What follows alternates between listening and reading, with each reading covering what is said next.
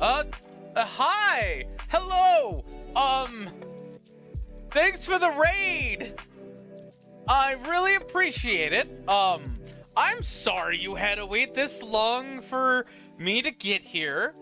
How are you doing, Plays Risky? As I quickly connect the rest of my VC to this so you guys can hear them as well. Party! Tell them thank you and hello! As I was off to the side doing bullshit. Hello, I'm probably dying audio-wise, but hi! But hello! I'm sorry you've been sitting here quietly wondering what the fuck we were going to do. We started late, sadly. I'm sorry, but we'll be getting to our content now as we got everything we needed to start. But welcome everybody to episode 23 of SAO Hard Mode. We're back again for more crazy awesomeness. Happy CO1, thank you for the follow. I really appreciate it. But to slightly recap last time, you guys were finishing up stuff in the game in SAO Hard Mode. Howdy, Guttress. I'm doing good. Oh, hey, Guttress! How you doing? You're good. I'm doing good, buddy. Oh, that's good. That's good to hear. Also, thank you for the follow, Plays Risky. I really appreciate it. We're just about to start our D&D game. But back to the recap. You guys finished up some stuff in SAO Hard Mode. I can't remember exactly what you guys finished up. I think it was like shortly after clearing Ilfang, and you guys were talking about Tiri needing help moving, and then you guys logged out for the night. It became the next day, officially making it March 17th of 2026. As you guys did your run and then went to go help Tiri move, which took the majority of that day, and where normally you would start sometime after the afternoon to evening, it's a few hours after that, so it's a bit late. We will start with Jinsei, since he is the last to make it home. Alright. Jinsei, when you start walking and you start heading towards the school, do you look at your phone at all? Yes. Playing in Fall Guys right now? Alright, that's cool, guys. Hate to raid and run, but I will be hopping out of here to make some dinner. Hope your stream goes well. Thank you, Plays Risky. Happy Seal 1, it was rigged. Yes, it was. But go ahead. Sorry, I had to re-chat. It's fine. I was saying, yes, I will look at my phone to see if anybody tried to contact me. You did have a text from your dad saying that dinner was made a couple hours ago, and when you look at the time, you realize school has been out for almost 3 hours now. Like, ah, crap, it's that late already? And, the school's been out? That means Kana's not here anymore. Oh, well. Guess I'll have to make it up to her next time. Was it, though? You could check. Perhaps I could take a peek. After all, there's always after-school programs going on. I guess it wouldn't hurt to take a quick look.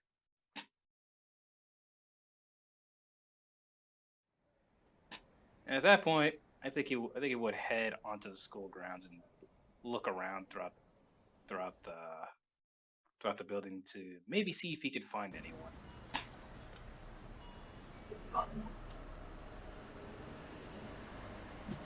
Alright, there we go. Now I have ambient noise on. Make it feel realistic. Alright, so you're heading towards the school to see if she actually did wait. Yes. Alright. It'll take you about from your current location. About half an hour to get there if you ran.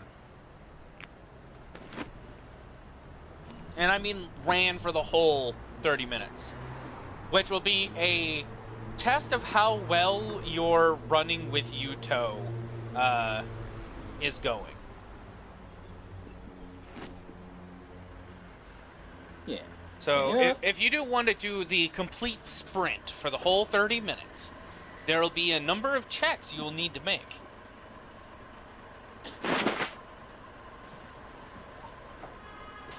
Just don't get hit by a car like Steph.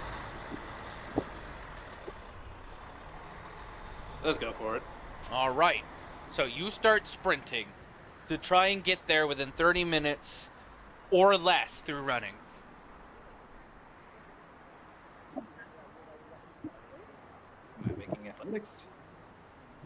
I need you to make me a D20 plus 1.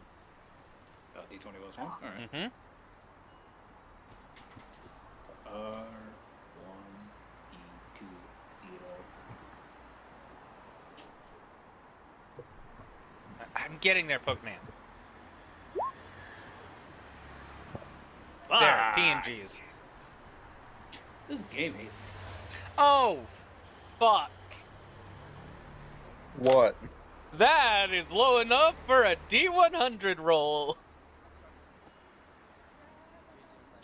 Am I making another one? Okay. No, you're not. You're not. I am. Fate dice time, boyo. I'm gonna die, aren't I? Let's hope not.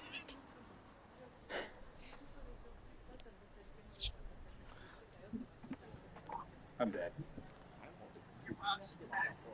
All right, Jinsei. Uh, Make me a flat D20. Also, hello, Chaos Gaming. Thank you for the lurk. how do I keep listening to you guys?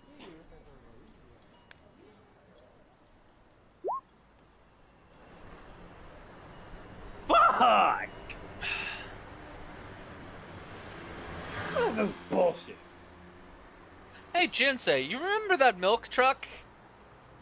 I'm gonna get hit by the truck, aren't I? I think you're gonna get hit by the truck. I think I'm gonna get hit by the truck. Jinsei, you're about to be isekai'd! No. You go around a corner, and you plow into the same fucking truck on a different street. Oh! Fuck! You flip over it and everything, getting a face full of jar lids and go falling onto the other side. Oh, Ow. Your ankle feels fucked. When you look at it, it doesn't look broken or, like, out of place, but it feels fucked. So it hurts like a bitch. Mhm. Got it. Howdy, Tynes. Do you wish to continue running despite your ankle's pain? I'm gonna go with buddies. no. You're gonna go with what? I'm gonna go with no. No? Okay. I'm not taking any more risks. Not like this. Are you at least gonna run away from the driver? Yes. Okay. After all that, you slowly get up, you see the truck, and you realize whose it is again. It's like, oh, fuck! And you go to run. As you hear the guy opening his door, shouting at you, you see a shoe fly past your head.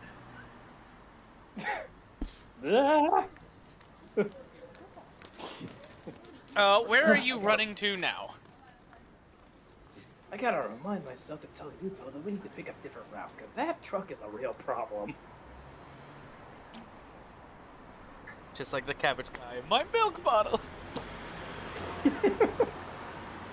Well, at least someone that poor finally Gobbles. caught on to the joke.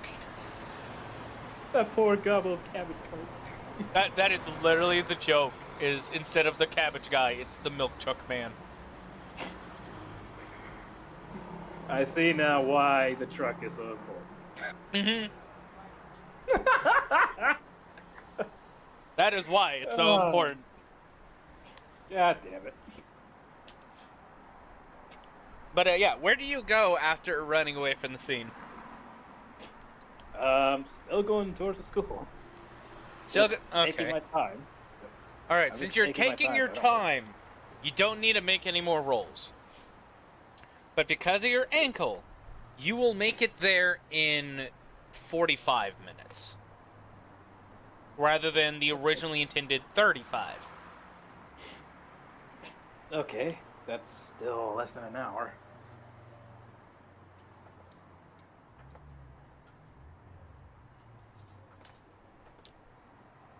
Alright, you make it to the school with... Pokemon, shut up. You make it to the school after your 45 minutes of walk-in. Your ankle seems to be feeling slightly better, but you can tell it'll most likely need iced. And that you probably sprained it.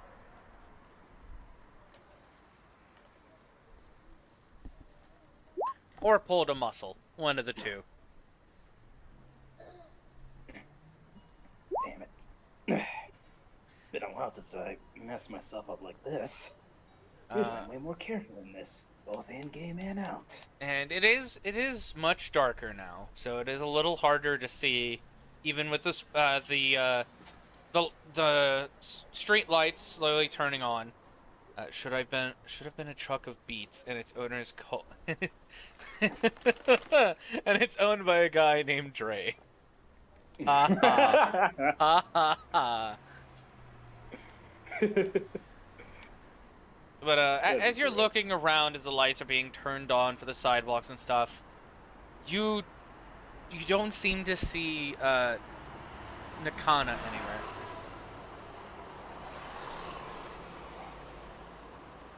Guess you went home.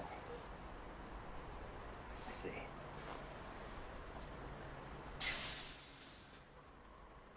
I know I certainly have some explaining to do next time I see her.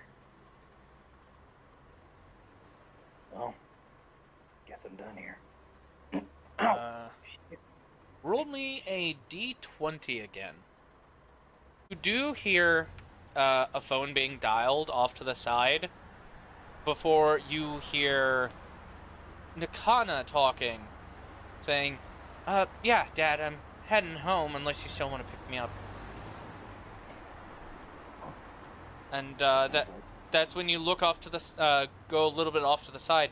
She wasn't at the front doors. She was at the she was slightly down the sidewalk at the gymnasium entrance, where you do see that she does have some of her... Why can't I think of the sport? Kaido? Kendo? Kendo! Kendo. Her kendo equipment. Right.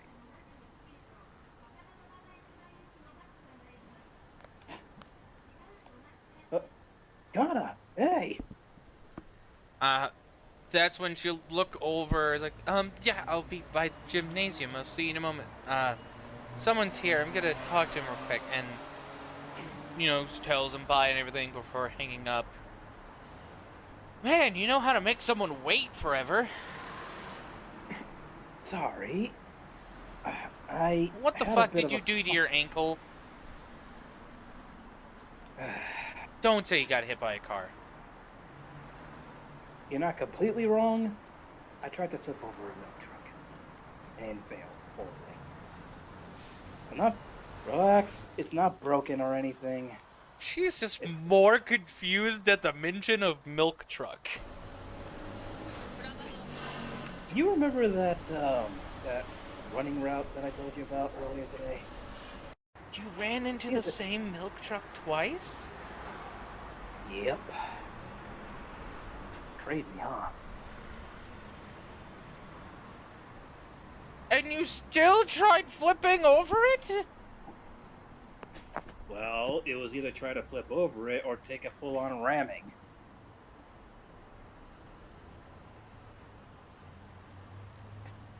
Look, Alright, hold on. If you tried flipping over it, why is there a circular indent on your forehead? You ran into it, didn't you? yeah, you got me. Come here. And you see her, like, step off to the side. to where her duffel bag is sitting. You see her open it up, and she pulls out a smaller blue bag, unzips it, and you see that the inside is insulated, and she pulls out an ice pack. And in one of the front zipper pouches, she pulls out some wrap.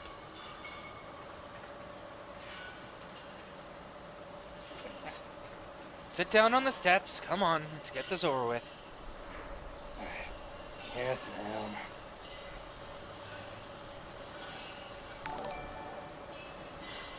Thank you for the follow, Juderi into Polaris. I really appreciate the follow. Sorry, I had to burp there. So she quickly gets to work on getting that ice pack onto your ankle.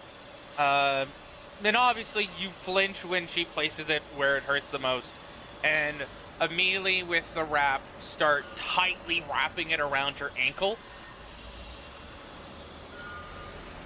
And make sure it goes behind the heel, over the ankle, behind the heel, under the foot, over top the foot, under, over top, and then under and behind the ankle again, or behind the heel and ankle again. Basically, she's making sure it stays on there by wrapping a certain way. I'm obviously using what I remembered from football practice, how they had wrapped to keep bags of ice on our ankles after practice. Or how they would use wrap tape on our cleats to keep them nice and tight onto our feet. Yep. And after, she gets the last bit of it done, she uses one hand to reach back for the bag, get one of the metal clips. Which you see the metal clip is pink, like a bright pink. She hooks it onto the loose flap and then hooks it onto the side of your foot. And then you see her get another clip that is just pure black and puts it right beside that one. Make sure it's nice hook tight. Alright, there you go. She then stands up, picks up your shoe and sock, and hands it over to you. It's going to be a little awkward walking home like that, but you won't be able to put these back on anyways. Yeah. I understand. So, what you want to talk about anyways? Well, seeing how it's been an incredibly long time since we last saw each other, especially tough game, I wanted to know more about what you were up to since the last time we saw each other.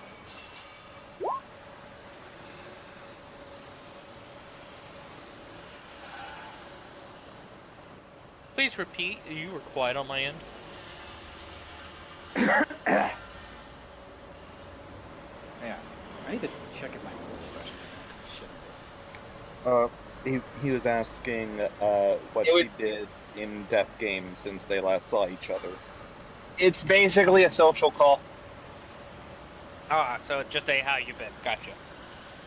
Yeah. What's the questions on? Try just speaking a little louder, because you are a bit soft-spoken. I am. I'll also turn you up by a few percentage as well, just in case. 115 should do it. Go ahead. Yeah, that works. You're better now. Okay, good. Alright, she'll...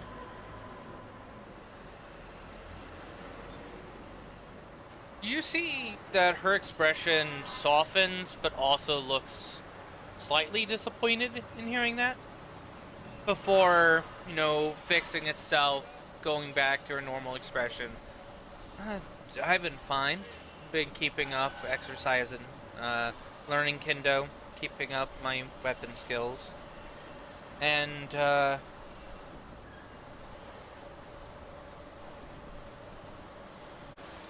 I've been doing good. I've been keeping up exercise, joined kendo to keep up with, my sword skills. overall, just getting through school. That's not what I mean. What do you mean then?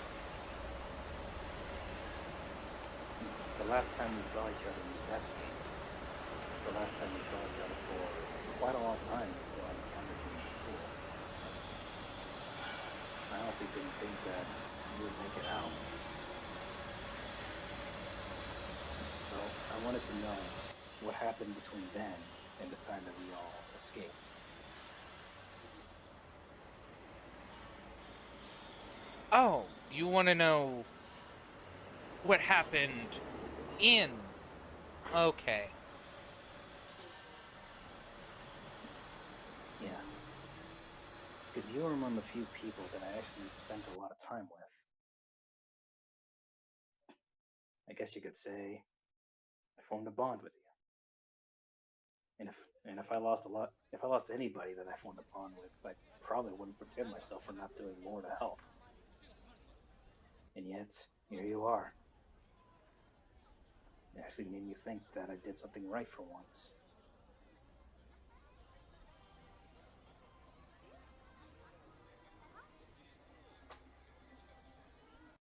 So, tell me, what did you do between then and when we got out?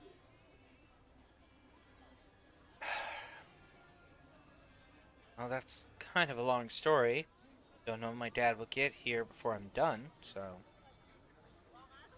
you can't really walk anyways right away, so I guess I'll tell you. She'll cross her arms and start to think. And she basically just starts going with, at first, what you already know. How she trained in every weapon possible. And in every fighting style she could. Before trying to catch up with the clears and levels, but continually being left behind due to people taking the game rather seriously for the 2 years that everyone was stuck in it.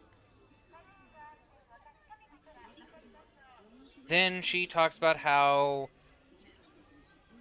she just hoped to meet some of the people that she met before, you included, try and get help to properly be up there with the other clearers. So she actually did more than what she was doing in the lower floors. And basically just feeling like that even though she had a few great friends that she would eat and party with during SAO after hunts and dungeons and side quests, she never really felt like that she was making a difference in the long run. She was making smaller but not significant differences. She wasn't saving people like you and a few others were. She wasn't clearing the dungeons, the floor dungeons, and allowing people to get closer to escaping. That's how she felt during the death game. But overall, she was content with what she had. Because what else more could she have done? And she then just talks about how she helped her friend get all the recipes in the game for the cooking skill, and how at least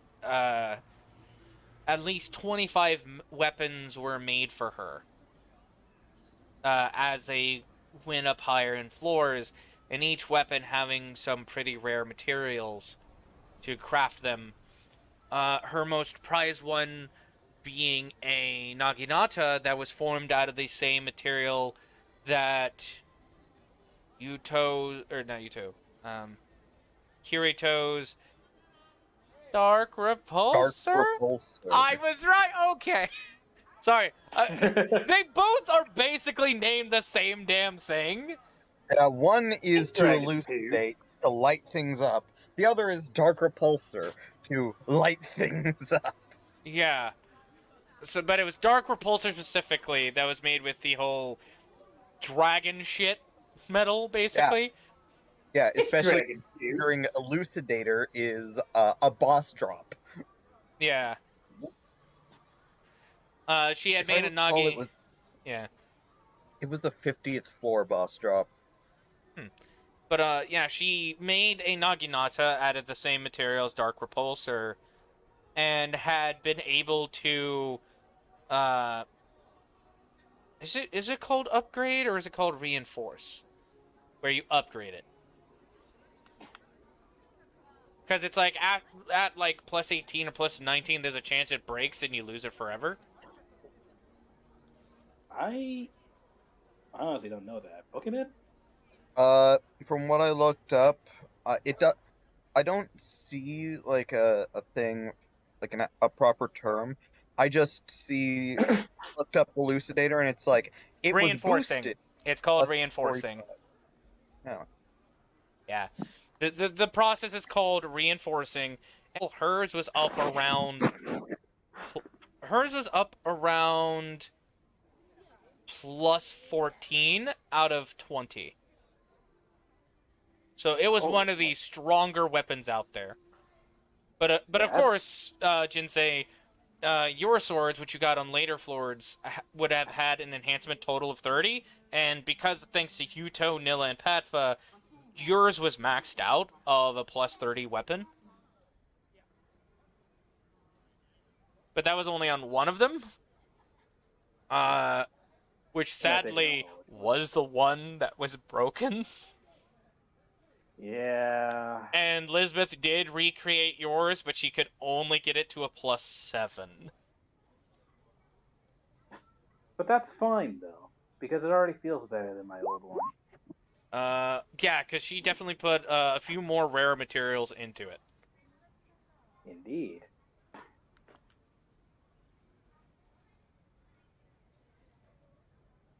So that's mostly what she tells you. Which as she's getting done talking about the Naginata she created, a car does pull up. Oh, looks like your ride's here.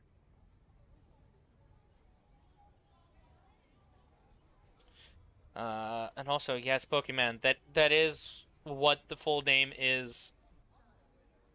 Because Yeah, Aincrad was created by the Dark Elves and was trying to make a multi-layered building of their own glory through yeah, the multiple places that fascinated them. and it's because of this that the final boss is named the incarnation of the radius. Mm-hmm. Yep. I'm sorry.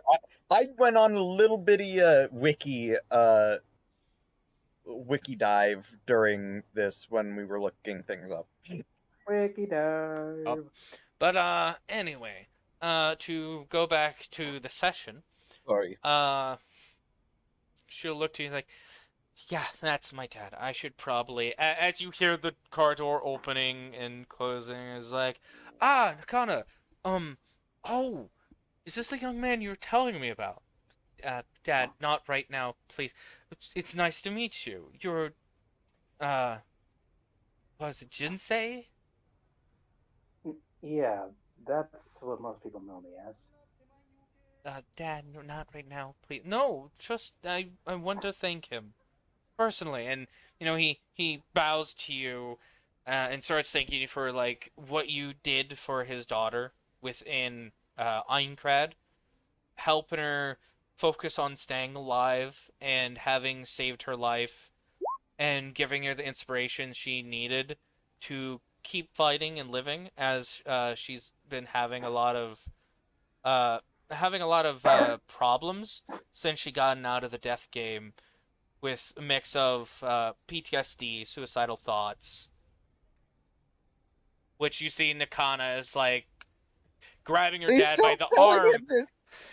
grabbing him by the arm at this point. He's like, Dad, that's no, too much, Dad. Well, Which should Oh, say, it's okay. you know this is a normal conversation for SEO Survivor students with their parents.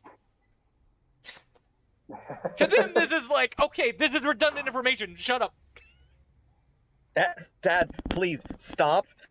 I know everybody and their mom talks about this stuff. Just you don't need to keep going over it. Like, he was basically just a little bit confused as to why there's just so much excitement coming out of this man. But after like a half second of just kind of standing there staring awkwardly, it finally hits him. Oh, that's right, I did do all of that. Well, think nothing of it. I'm just trying to make sure I got as many people out as I could. Um, and well, I'm glad she made it out too. I actually would have felt extremely guilty if she didn't. I honestly didn't think I don't think I would live with myself if she. This is getting really. I don't know what to say, sir, but other than you're welcome. Which he smiles and like gives you another gracious bow, which he looks to Nakata and feel like, don't be disrespectful. She's like, and so she, bows to you and thanks you. She's being respectful and not wanting to be seen as a bad person in front of her dad. She obviously loves her father. Hey! Now it's fine. It's fine. You don't need to keep doing that. Which her father will see that that your ankle is wrapped up and stuff. He's like, oh, did you hurt yourself here? Nakata, you could have told me on the phone. I would have offered a ride sooner. Dad, it's fine. I mean, would you want to ride? As she looks to you and now she's like looks very awkward, like starting to do the whole like anime sweat behind the head, like please don't say yes, but also like doesn't want to be rude. Considering the rather eventful day that I had, which ended in me flopping, if you're offering, then yes, I actually would like a ride home. Cool. I'll put my stuff in the back. Dad, you go ahead and help him in, and I'll sit in the front. Oh no, you could sit in the back with him. You two probably need to have more time to catch up and everything. Dad. Oh, what? Don't be shy. And he goes and starts helping you up as she just red-faced, dragging her stuff to the back of the van. Hey, relax. It's not like I'm gonna do anything. We're just talking. You get helped into the van, and the whole time he just keeps thanking you. Like he genuinely, like, is glad you kept his daughter alive, and he finally gets to meet you. It's basically like almost like a fanboy, only it's a father that is looking at the savior of his daughter.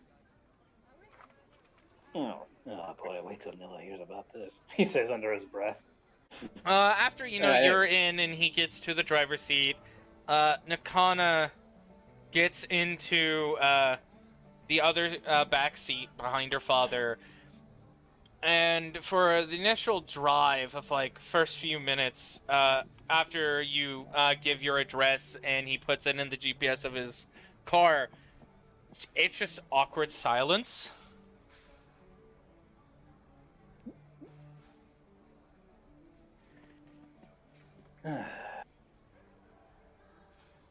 Okay, I'll be the one to say something. I'm sure you're wondering exactly why it took me so long. Other than the fact that I stumbled into the milk truck. Well, seeing you hurt your ankle, that obviously was one part. Yeah, well, another reason why it was taking me so long was because I was helping out a friend of mine. She was moving in today. She's another SAO survivor, just like me, Yuto, and everybody else. There was a lot to unpack. And then something rather unexpected happened. I won't go too into detail about it, but essentially, she had an entire crew waiting for her. And we didn't know about it in advance. Either way, I spent a good chunk of the day helping out my friends with moving stuff around. Afterward, I was asked to have a word. From then on, I didn't realize just how late it was until I checked the time. And the reason why I was in such a rush to get to you, well,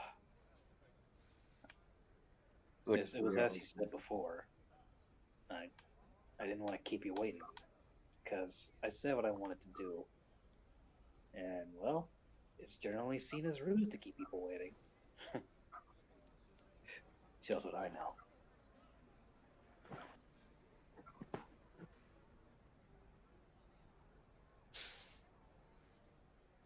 Well, that's definitely nice of you to, consider. And it's fine. You were helping your friends out. Can't really hold something like that against you. It'd be rude of me.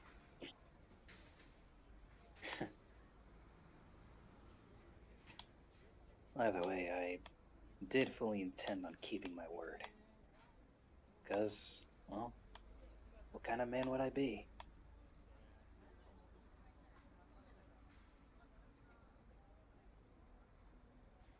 Well, was there anything else you wanted to talk about? Then she looks to you, then like looks up to her dad and back to you in a very nervous like, and please make sure it's not something he'll freak out about. Or start gushing. Kinda like stare and face.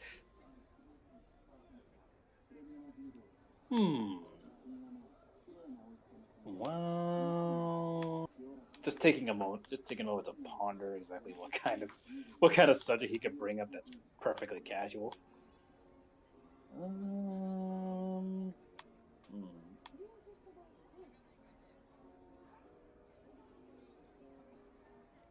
Oh, since you're still at the school, I gotta ask, is is Mr. Kojiro still in there? I believe he is. I think it's his last year. His last year. Yeah, Please tell me that his students are treating him nice.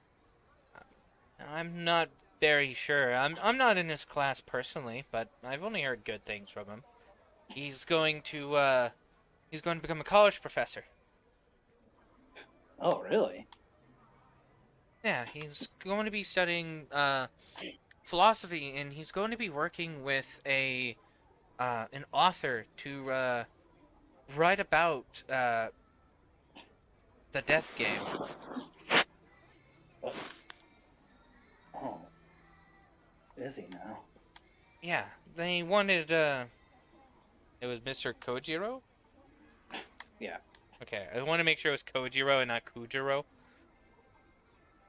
They wanted Mr. Kojiro to be part of it, seeing that he's already a philosophy major, and with him helping out all the students in the high school, he has a lot of, I guess you could say, first-hand experiences of how everyone reacts to it. Gives him a good basis to help the author write about it. I didn't really think about it like that. I honestly didn't think that he would go in this direction. I mean, I know he was working with us SAO survivors, but my last real memory of him was essentially when somebody replaced one of his seat cushions with a cream pie. Someone I had to get, actually did that?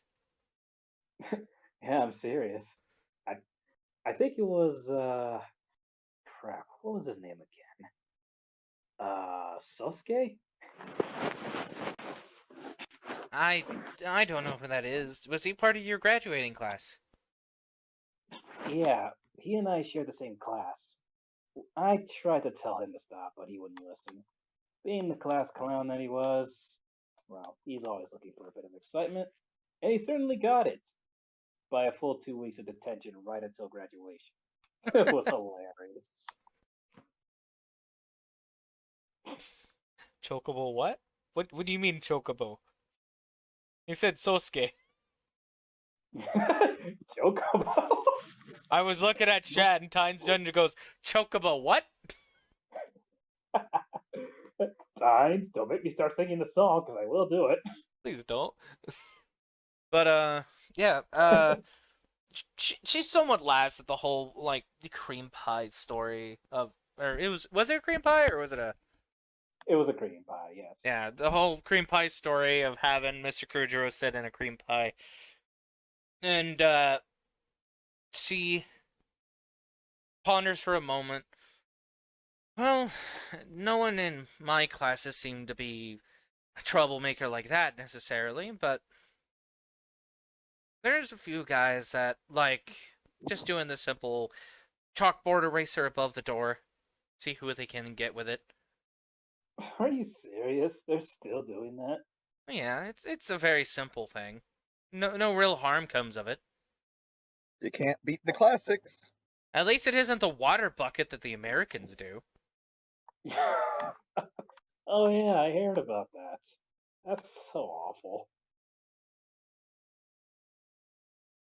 Seth gets hit by a water bucket on his way into his house. I actually will laugh if that ends up happening. But yeah, nothing really much exciting happened except for the sports festivals.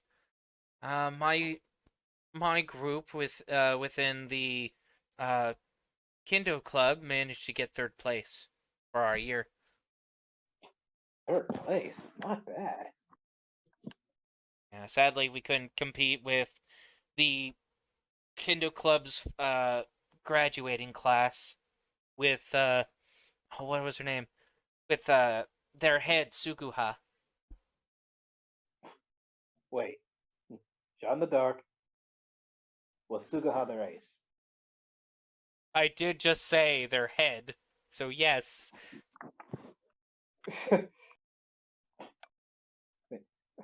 What I mean to say is, Shot in the Dark, did you fight her, or was it somebody else? I didn't fight her. I fought somebody before her, and I lost just by a second off. Because when they called it off, I was already struck, and my strike had stopped midway.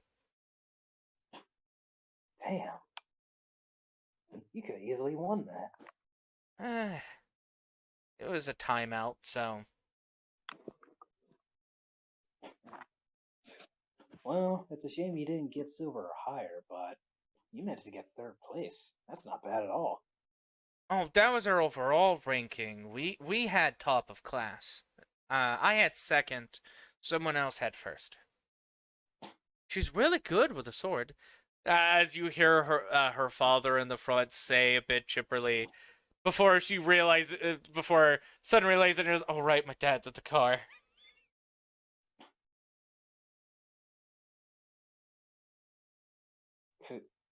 Well, she is the little sister of the famous Kirito, so... Bless you. Oh, sorry, stream. I tried to mute, but my mouse did not work. Yeah, bless you, dude. Thank you. As I was saying, well, she is the little sister of the famous Kirito, so I guess I shouldn't expect it to be that easy for anyone to try and beat her. Still, if you went up against her personally, I think it would be a pretty intense match. As she goes to say something, her father does speak up. Oh, it was intense just watching the matches off on the side when I came to visit. She can be quite the devil on the battlefield. Dad, I mean it. It is even rivaling that of the stories of the journey to the West. You'd give the Monkey King the run for his money. Dad! What? With the amount of virtue that you have and the concentration that you maintained during those fights. It was like you were the monk that was leading the Monkey King and keeping him in check, but you fought with the same ferocity. You were wild. You were almost unpredictable. It was amazing to watch. Once you see her somewhat back down with a smile on her face for the praise, but still the red face of embarrassment.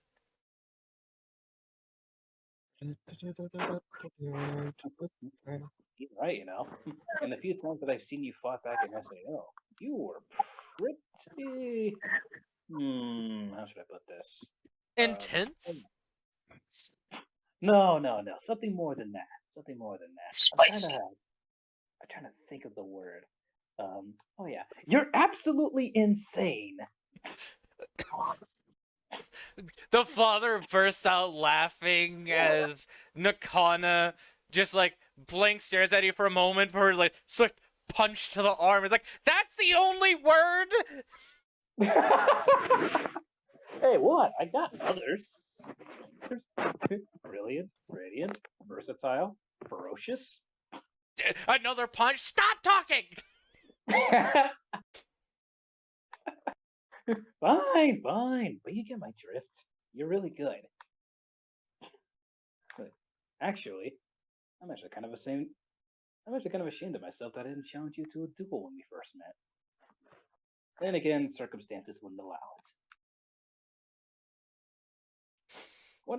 One of these days, though, you are gonna have to show me what you got. You hear that, Nakana? He's asking you on a date. Just, Nakana's like, Dad! That's not what he said! And this is where the misunderstandings begin. Oh boy. The father just laughs and is like, oh, I'm just teasing you. You young kids are so easy to mess with. So I've been told. No, jeez, if Ella was here, she would never let me hear the end of it. Never? Oh, is that one of your female comrades? Oh, yeah. She's another one of the survivors. Is that the one that was nicknamed the Raven Queen? The very same. I'm sorry What? for. Now, why was she named after a goddess of death, of all things? You would have to ask her yourself if you ever get the chance. Although, I would choose your words wisely around her. He's a D&D nerd! Which Nakana does speak up. Which Nakana does speak up. It's like, wait, goddess of death? Dad, what are you talking about? It's like, oh, don't mind me. It's me being old. Dungeons and Dragons used to be all the craze in my age. Listen, I was about to ask why this dad talks like me. Like his vocabulary, just like, is that one of your female companions? Like, that's me on a daily basis. I get the feeling that's the kind of question that any old man would ask Kirito in Underworld. Yeah. But yeah, it's like, oh, don't mind me. I'm just being old. Dungeons and Dragons, very popular a few years back, especially when that pandemic hit. Hey, it's still popular now, from what I can recall. Yes, but I hear they had a remake, and not everyone really enjoyed the changes. I don't have the free time to play with my friends anymore. It's a little depressing. Back to the father, it was like, and also, of course, your death game also happened when it got changed, when it was nearing its changing period, so... You also never were interested in what I played, darling, so I wasn't going to force you into it. I suppose it's for different folks now, but it's still really popular even to this day. I think I'll give it a try at some point once this whole thing blows over. That would definitely be nice. Well, anyways, your house is just right up ahead, so thank you for allowing us to drive you home. No, sir. Thank you for offering me. I think it would have taken me another hour or so to get home. Although now I have to explain to my dad why my ankle is bad.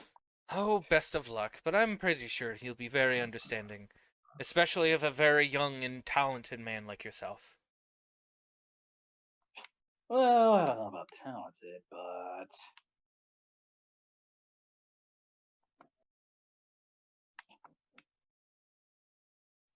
that's it.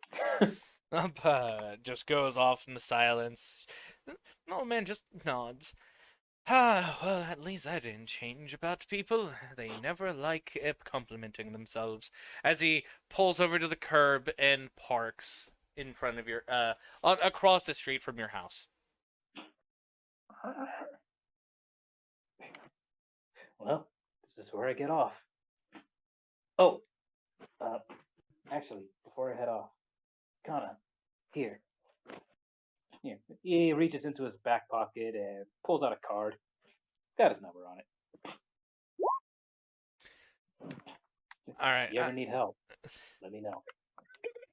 Kana takes the card with the number on it. She looks at it. She looks to you a little confused before looking back down at it. Okay. Definitely. Well, take care of yourself. See you later. You too. And don't run into any more milk trucks. No promises. Closed door.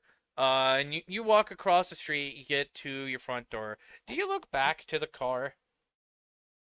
Yes. You see Nakana looking at the card you gave her with a rather warm smile. And you see her dad looking through the rearview mirror, says something. She then gets a very embarrassed face and like starts talking to him in a frantic manner before he laughs and drives off. Which you can assume the conversation is, oh, you got a boy's number. It sounds like you two are dating to me, to like teasing her and stuff. He's like the polar opposite of my own dad. He's a more calm type. You go into your house and you tell your dad you're there. He obviously and he's in his recliner, and you see a new recliner in the front room. Did the bitch already get it? Oh yeah, Yuto said he was gonna deliver it. Well, yeah. Oh, what the? Seth is gone. He'll be back in a moment. He's probably driving to work. Okay. But and we lost Pokemon. Oh, All right.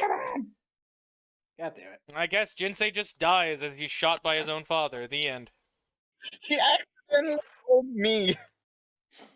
Yeah, Lexi accidentally pressed the button.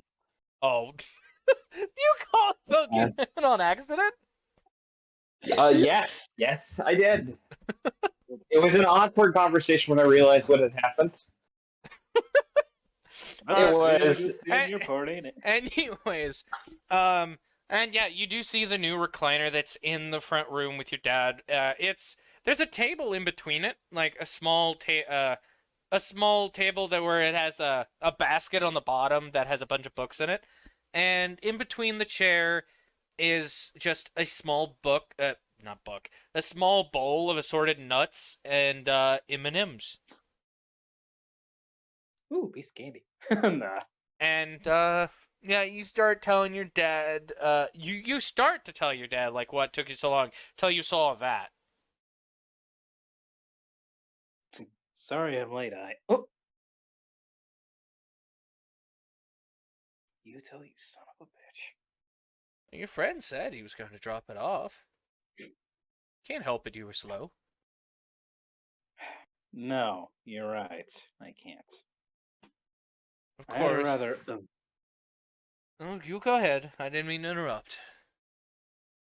Oh, I'll take my dinner upstairs. Again, sorry I'm late. Hey, it's fine. But actually, bring your dinner in here. You can have a seat as he waves to the recliner. Hey, with your old I want to talk to you anyways.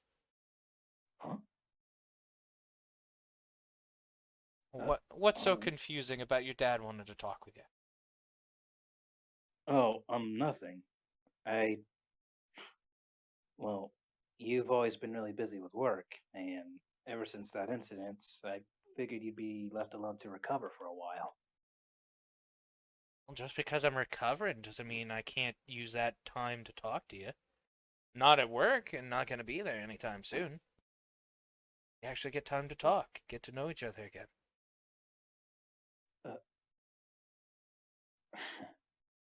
Yeah, fair point. Okay, I'll be right back then. Of course, and as you're like going into the kitchen, of course, I want to know why your ankle is bandaged. I knew you were going to ask about that. It's a bit of a long story, and you'll either be laughing or disappointed, whichever comes first. Oh, as long as you say there's a girl in it, I'll probably be happy to hear it. No, what does a girl have to do with it? Knowing that reaction, everything the to whole thing. You can tell me all about her once you get your food. He gets a handful of nuts and M&Ms, chuckles a little before putting them in his mouth. Eke, he just tricked you in admitting there was a girl involved. Nuts. That is what I'm eating, son.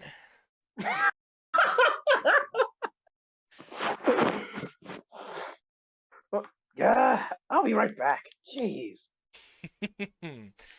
Well, and basically it's just he wants to, catch up with how you've been, how things are going with your friends playing in the virtual realities.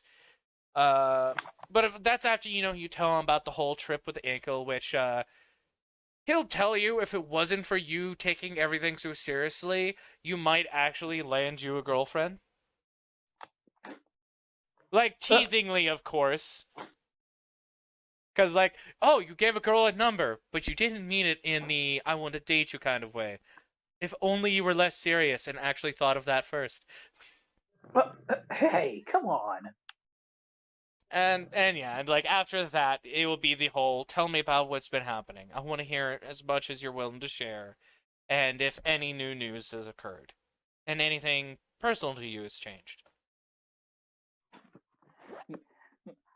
I believe that at that point, I'm going to stand up for this so I can think of a little better. Because of the fact that he keeps hearing the voice of his old nemesis Sheeta in his head every time he wakes up each day, he begins to question himself as to whether or not he's particularly going insane, and maybe he needs to go back to that therapist that he was assigned to when he initially escaped from the Death Game. On top of all of this, he would also tell him the latest interaction that he had with his friends, in which he helped Tiri move closer to everybody else, so she wouldn't have to take the train or a jeep or any other crazy kind of transportation that Yuto would bring up. Still took Humvees. Shut up.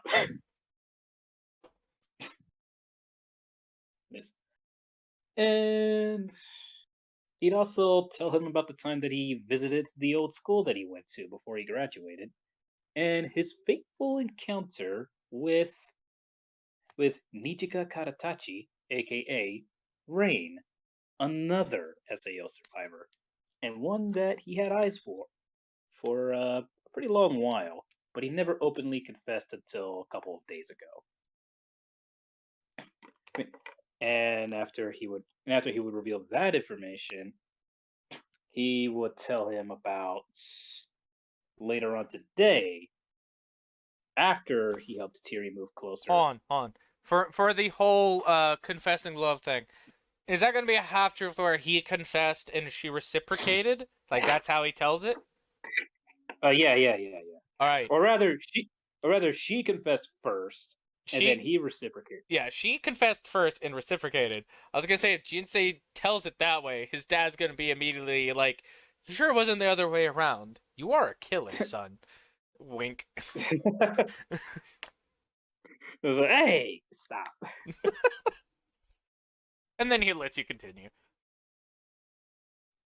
Yeah. But and then after he tells him about Nijiga, why the fuck did I say her? God damn it! Nijiga. Anyways, continue. See. But yeah, after he tells his dad about Nijiga, he goes back to the events of today, or in this case tonight, where he was on his way back from helping Tiri move, but since he ended up hurting his ankle a bit, he had to wait with Nakana, who just so happened to still be there, despite it being so late. You do tell him that you told her you was going to meet up with her, right? Yes, I was gonna say that. Okay. I was just about to like double back and say that. All right. He also mentioned that if she hadn't been still there waiting, then he would probably take even longer to get back home because then he would practically be somewhat limping his way down the sidewalk for about another half mile. He would ask. He would obviously. You would have told him that it was Nakana who wrapped his ankle and everything, right? Oh yeah. Would you have Obviously. told him like everything in detail the recent conversation, or would you purposely like keep some key details out? Honestly, I think he would be 100% honest with everything. Just tell him everything. Because if he doesn't tell him now, he'll definitely pick up on it later. Yeah. As you finish, and the only time he interrupted you is like calling you a killer son for the teasing of like girl confessing to you first. But besides that, he waits till you finish the whole thing, and he just nods every now and then, having a smile in certain spots, it dropping in others, and more just going to like a quizzically thinking phase. But once you get done, he'll look a little sad as he asks, "So Jinsei, not Jinsei, he would say Kinji. So Kinji, Yes. this Nakana, how you basically describe the current events? She obviously has some form of attraction to you, it seems." Yeah, I picked up on that. Does she know about Rain? That I don't know. Did The you two of them tell go to her? the same. No, not yet. When did you pick up on her having feelings for you?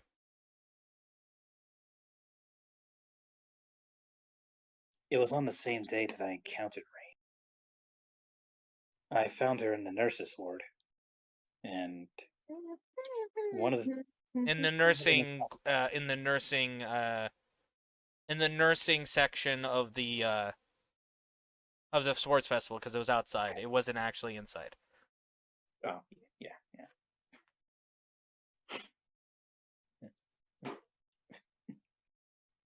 I encountered her in a nursing tent outside because I was there during the sports festival, so there were a number of tents out there. The first thing that I picked up on was actually in the form of a gift that she gave me. It was a set of chocolates. 3 of them were cheaply made, but one of them was incredibly expensive. And I ate that one first.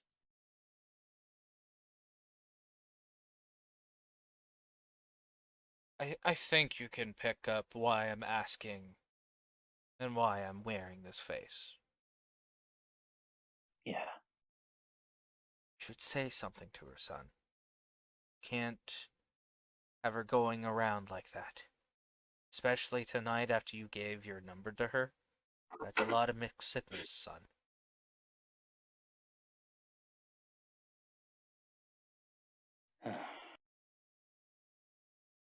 I know. You should tell her as soon as you can. Be honest with her and make sure that she is understanding of what you tell her. I know you didn't mean to do this, but it is somewhat worrying. You do have to show we are respectful people here. Don't want our neighbors thinking we're rude or what is it that those people call players in the non-video game way? No, Minus I'm. the R. Who is this mysterious voice? Damn, Because you are that's a not lot in this of fucking scene. Get a out lot of of here. responsibility there. But anyways, yeah. What the hell? But continuing on though, what is your response to your father saying that? Right.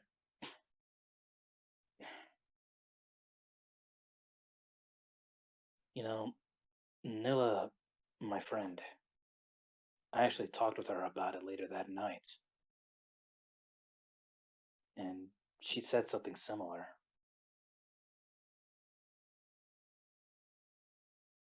I don't want to hurt either of them, but I know you're right that the sooner that I can straighten this out, the better things will be in the long run. I just don't know.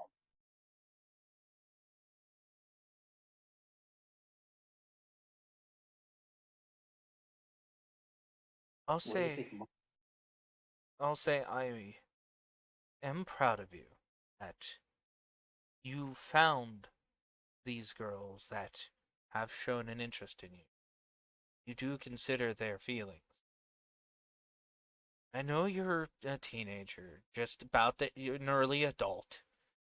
You're still going through, your hormonal or urges and all that. But you did rush into that without really thinking.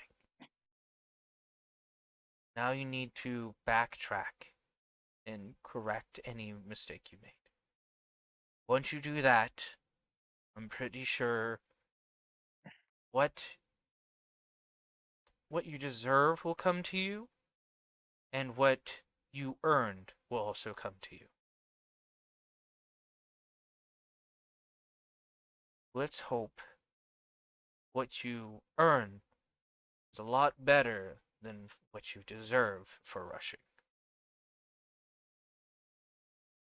Every action has a consequence, and it's going to hurt most of the time. Still proud of you regardless.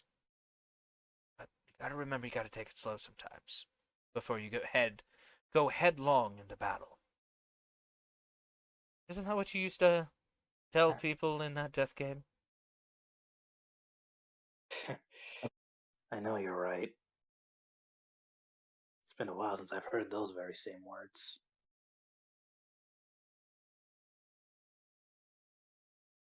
I'll I'll really have to give this some thought. And the next time I find myself at this kind of crossroads, I'll pick where I want to go with with I'm sorry. It's okay. Take your time and think. I'm not trying to rush you into correcting this. Just know that it is something that needs to be corrected. No longer in a death game, so it's not of dire need. And also, it's just dating girls. Dating does not always go the right way. Even if it hurts, that is the truth. Even so, I don't want people to think that I'm just like him. It's that Sheeta guy you're referencing? No, but he is becoming a problem again in a completely different way than normal. on. Your dad was saying the Sheeta thing when you referenced like him. So was was he not referencing Sheeta? No, he was. No, he was referring to Kirito. Okay. Because your father only really knew Sheeta as a problem with you. So he would have not immediately thought Kirito. Sorry, go ahead. Sorry. I just needed to make sure. No, you're okay. You're okay. No, not Sheeta. I mean someone else completely. You've heard of the Black Swordsman, Kirito, right? Oh, you mention him every now and then. He seems, despite all the things people say nice about him, with what you told me, he seems like a really lazy kid. Well, I mean, you gotta think about it. If he puts so much time in video games, he must not really do much outside of them. I feel sorry for him, in all honesty. can't really comment on that. I mean, at I just least seen you him. exercise. Yeah, but only because Yuto got me to the STF against my better judgment. I mean, at least he's there with you. He's a good friend. Yes, and he oftentimes gives me a reason to punch him, but I don't do that for a number of Well, what reasons. kind of friend would he be if you didn't want to punch him every now and then? I thought that was best friend material. And he gives a shit-eating grin, teasing you again. Wait, what? God damn it! Ugh, you really haven't changed. Well, you are just a miniature me. If I don't change, we better pray to some kind of god to make you different. I could change on my own just fine, thanks. So when is the edge gonna go away? Hmm. Or is it still just a Ooh. phase, Dad? Ooh. I'm kidding. You know I love you as you are. You know I'm only like this because I want to keep you safe. We've already lost Mom. Yes. And I respect that you have that same admiration as her. But you're getting to a point of your life where you need to start focusing on your own. I know I'm important to you as parent, but sometimes you gotta step away from that if you really want to grow. You're starting to get a proper paycheck now that you're of legal age, by what I've seen. You're actually going to be properly trained in the future if you do accept to fully enroll. And plus, by what I heard, the kendo court just down the street is hiring, and I know you could easily teach people. You practice there enough. And your VR games help you with it. Well, you do make a solid point there. Need I remind you that same Kendall facility is the same place where I was attacked violently. Yes, and by what I know, those 3 people were arrested, and I believe 2 were killed. 1 most recently. It's not like the threat's gonna be there again. Not on such a large scale. And honestly, with you and your friend Yuto, I think you can handle yourself. You're smart.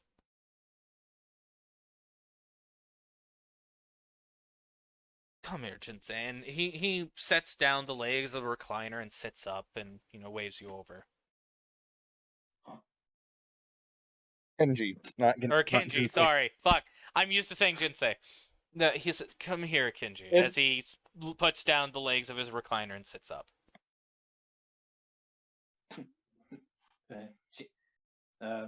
Kenji will look confused for a moment, but he'll follow his instructions. Stand up and step a bit closer. Your father will pull you into a hug. I don't get to do this often. But hopefully you can feel how sincere I'm being with my words. Do this. Because I truly do love you and believe you can handle yourself.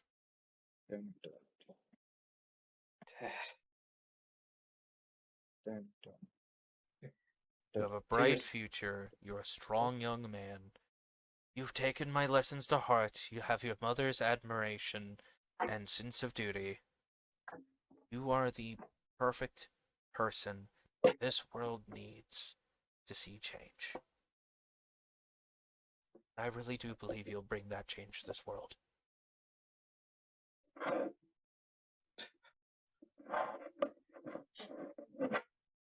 I love you, son.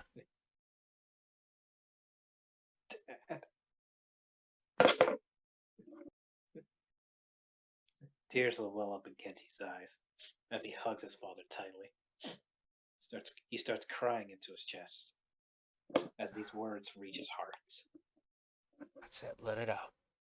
It's all right. Damn it. It's not fair. The world isn't fair. It's how it is. Jeez. You really do take after Mom. Well, I did marry the damn woman. I hope she rubbed off on me. I was an asshole.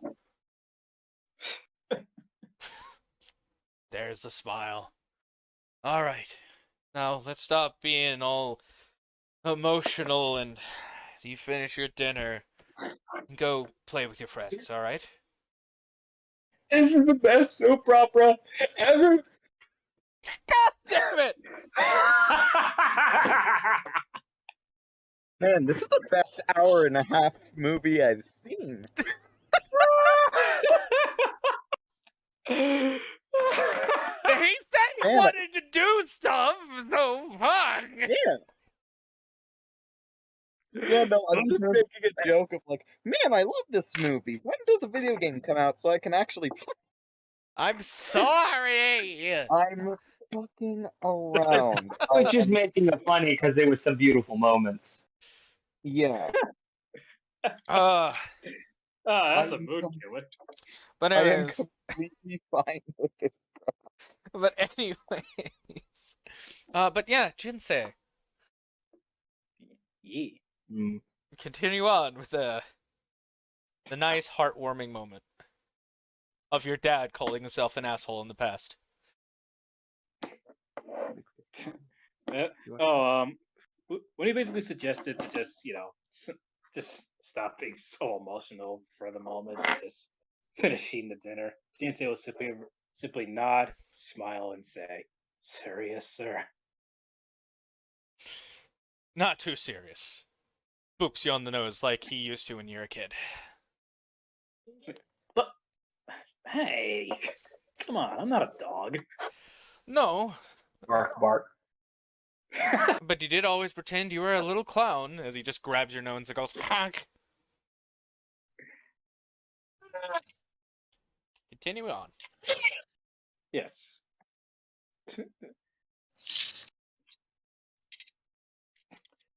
He honked your nose. Hey, come on! Everybody enjoy the Everybody enjoy the what? kid in the background. No, because we can't hear him. Okay, damn. Shame. Damn shame. Anyways, yeah, as he says that, He's like, "Who's the real clown here?" I hope it's you. me. But no, seriously. I've taken enough of your time. I let you spill your guts. You should go play with your friends. I know they're the main attention you have, and I think we bonded enough where you know I still care. Yeah, I suppose so. But I'll remind you again. If you need anything at all, just say the word, okay? We'll do Jinsei. Or the fuck! We'll do Kenji. Kenji. Alright. Yeah, at that point, Jinsei will go ahead. He'll take his food upstairs, scarf it down while attempting not to choke himself, before taking his nerve gear, strapping in. All right. And before we continue, we're gonna go on break.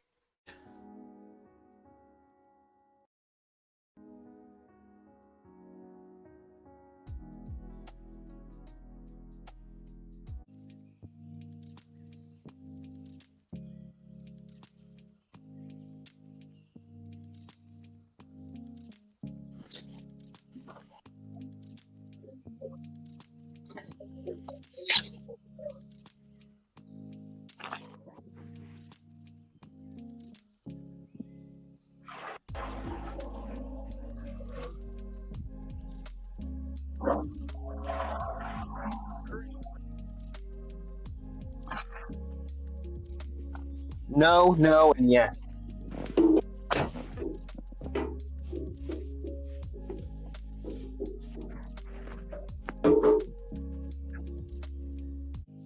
I will say, one thing I would want Tiri to do before she does log in, post the post on the blog.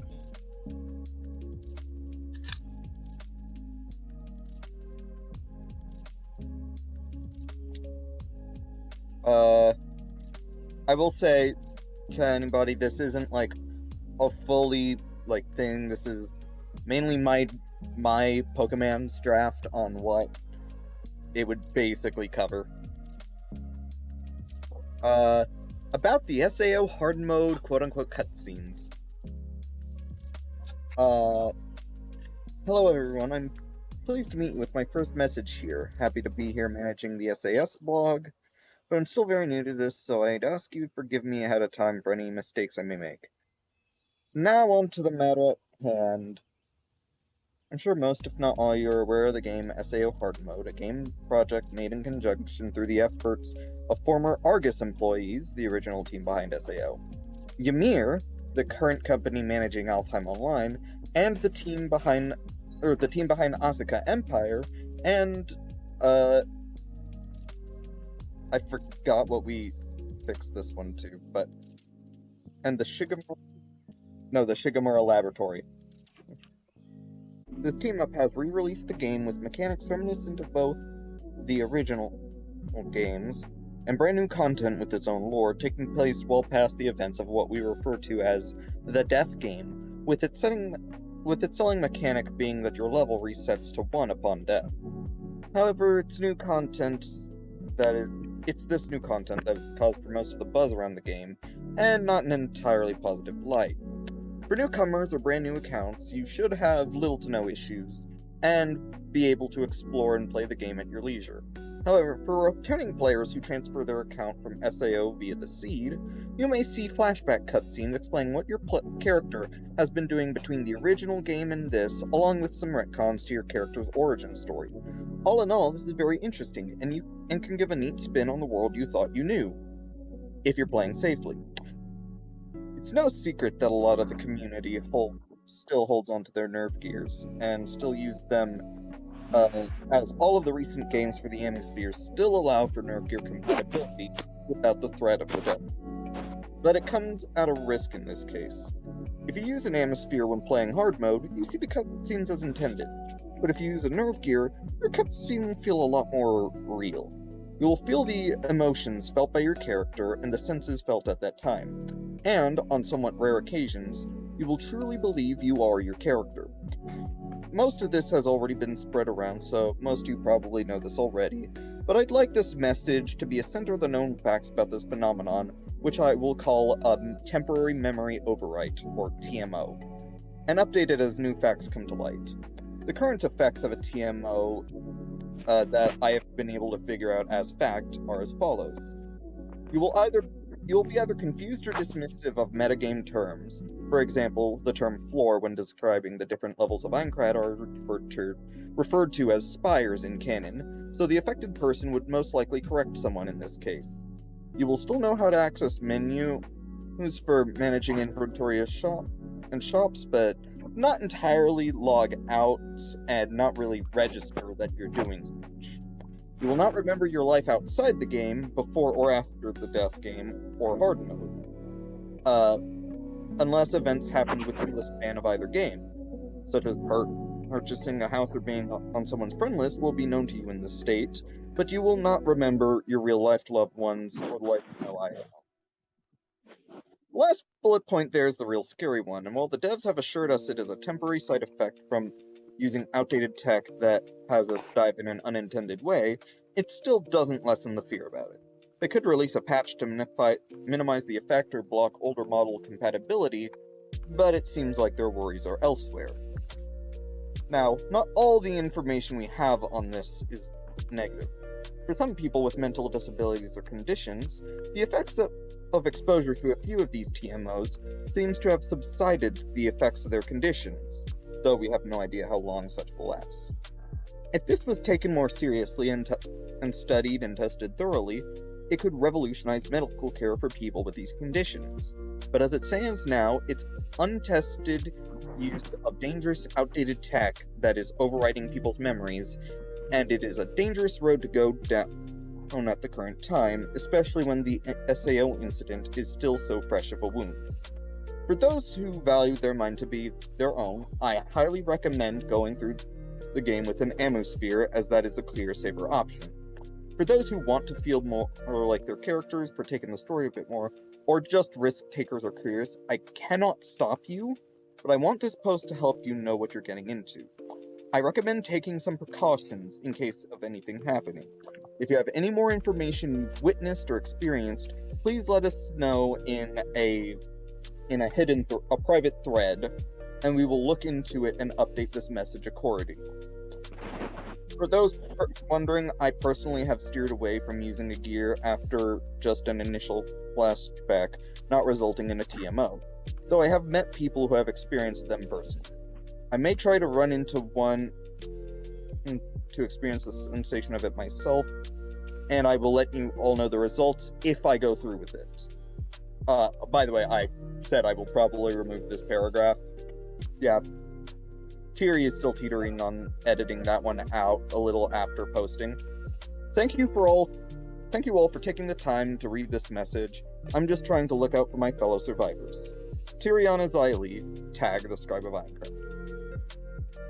To quickly run down for the roles, Tiri impaled Yuto in his alt account, which is called Desert Cat, which is a female, and he uses a voice changer, which has flustered her, and they decided to start their duel, and now they're seeing who would win. 95 is basically he impaled himself because she was able to react quicker due to her fear, and almost got shield slammed in the face. The 12, she got hit with a mace to her hip. 25, he did a shield skill to cause one of her arms to be under the stun condition before hitting her in the opposite shoulder with a mace. And this 99 is by feinting one skill into another, thanks to Tiri's unique skill of Flash Recall. Also, hello, Kotomi Plays. It's nice to see you, and seeing you called me Big Bro, well, you said Brig Bro, but I know who you are, because your English is always horrid. Hello, I love you too. Heart. But yeah, Tiri goes in for, like, the same thrusting, rapier skill that Yuto had blocked before, so... Yeah, and he goes for that same shield skill to quickly like, stun that arm. Yes. However, before it makes contact, he just feels an upward slice, like from a longsword vertical. Which... rapier! Not a... And... it would be more the rapier adjacent version of that skill. I forget what it's called, but there's actually a skill for that. But essentially, like, as she had dashed forward, like the sword was glowing blue. Thank you for the follow, Kotomi Plays. I really appreciate it. Reacts from the vertical adjacent, it's more a green color. Fair. I will say, when you go for the thrust of the rapier towards his shield, he notices the color changes as you swirl to the side of the shield, and it changes to the green for the vertical strike up. So you do a quick slash up across his chest, and you cause the gray health to disappear, the gray bar of health that goes over top his own health, and you do a small amount damage to his actual health. Yep.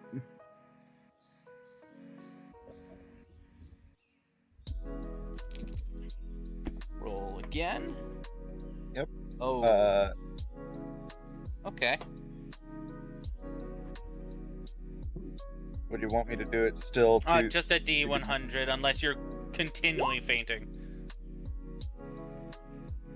What the fuck? Uh, I was going to say... would you I be surprised beat, you and still beat him? One or something? I rolled a 2. On a D100, compared to your 6. How I'm gonna do this is just you guys both misread each other's plays of the next skill you're going to do, and he expects you to do a switch of a skill, but instead you just end up stabbing him anyways, even though you did somewhat trip and was trying to catch yourself. So he takes slightly more damage before you both back off again and try reading each other.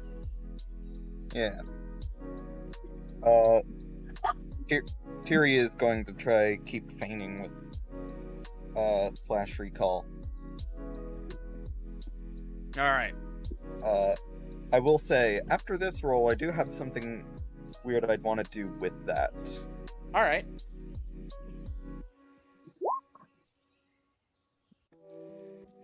$51.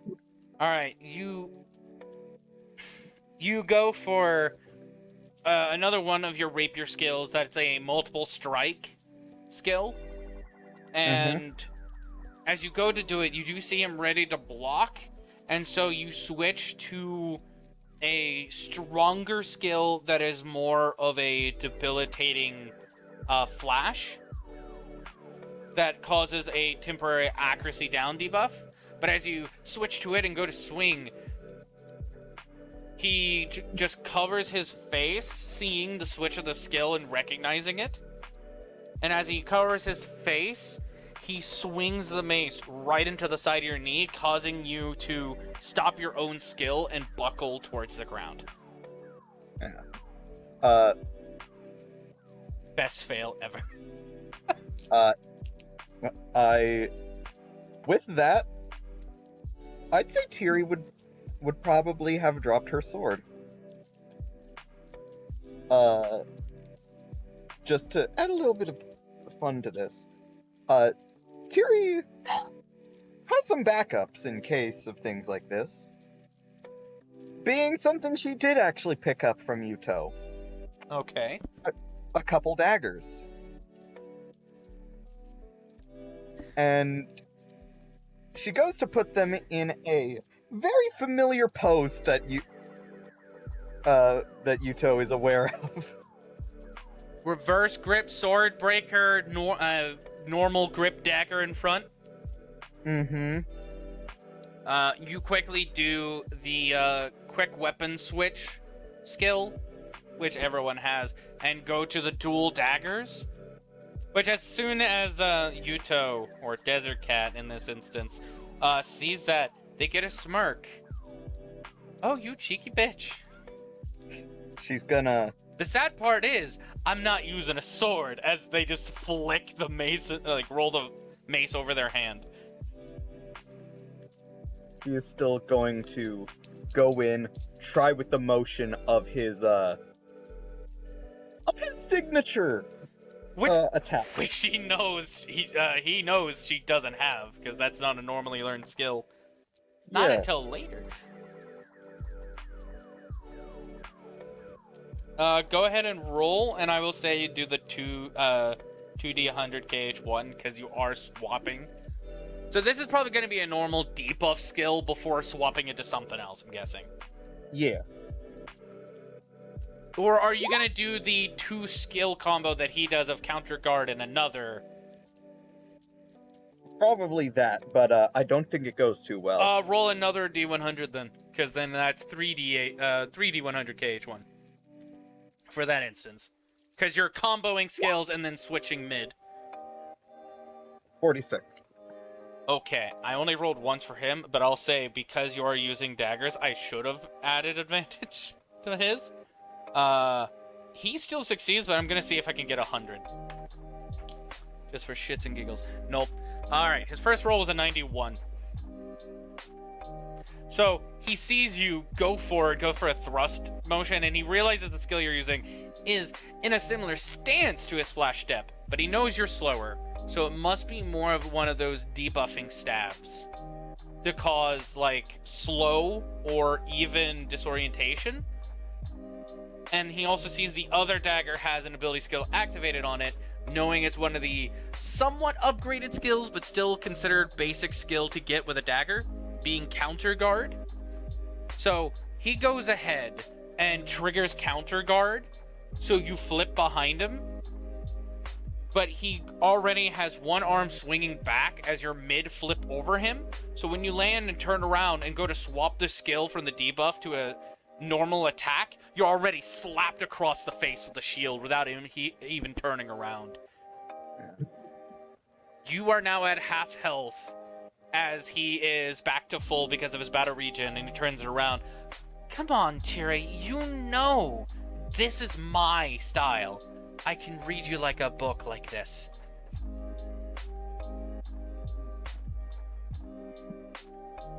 Let's do something of my own. She swaps back to rapier. Swap weapon, alright. I'd want her to try and show off her big move. Okay. She's seen Jinsei's, she's seen Seth's, she's seen Yuta. She wants to show off hers. Would you say rapier is the only one that she actually got past basics? Yes, Okay. absolutely. I will say she hasn't made her own signature move in... Yeah, no. Or no, never mind. This is the one we talked about. Never mind. Yeah, go for it. Where it's the Yeah. combo of... Okay. Yes. I'll give you a 3D 100 KH1 for this. Safe.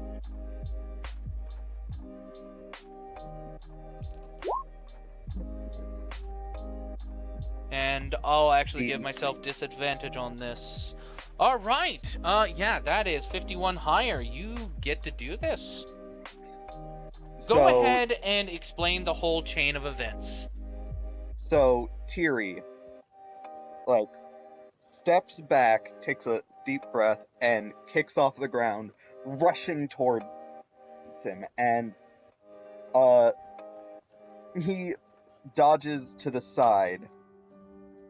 She glances up, mid thrust, plants her foot on the ground, and slashes upward from lower right to upper left. Loops up above his head. Her sword now, sword went from a green to a blue to when doing the upward motion. Still that blue as she loops over and goes from upper right to lower left. Then turns into a red as she loops back up from lower left to upper right. I know. She yells, for each one of these skills, how many hits are happening per skill? it would be the one skill that got fainted, 2 strikes from the blue skill, and then 1 from the red. Okay, so it's a pseudo 3-hit skill. Yes. As she yells out, Flash Recall! Amber Slash!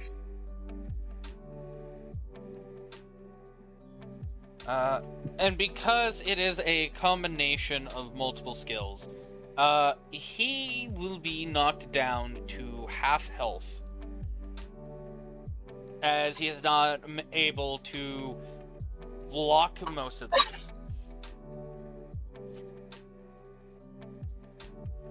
He'll stumble back and see his health plummet and the damage line still across his body. Oh shit! That was actually pretty cool. Thanks. Been a while. And you're the only one that can switch skills on the fly to combo off him. So that's your actually unique skill. Nice. Oh wait, it's unique? She has, like, actually, like, genuine, like, head tilt. I mean, Straya gave it to you. Immediately goes into a mace skill. Roll a d100. Yeah, no, I was meaning, like, this was something, like, you know. She had kind of assumed, like, if, like, she was still pretty isolated. She didn't realize it was really unique. Yeah.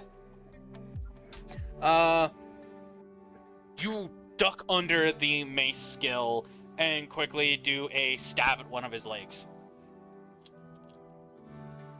Alright. Spin around and use a folium. Alright. Just folium, no feint?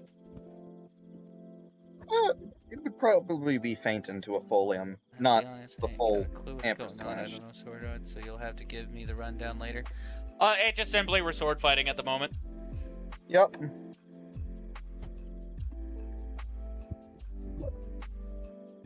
And yeah, probably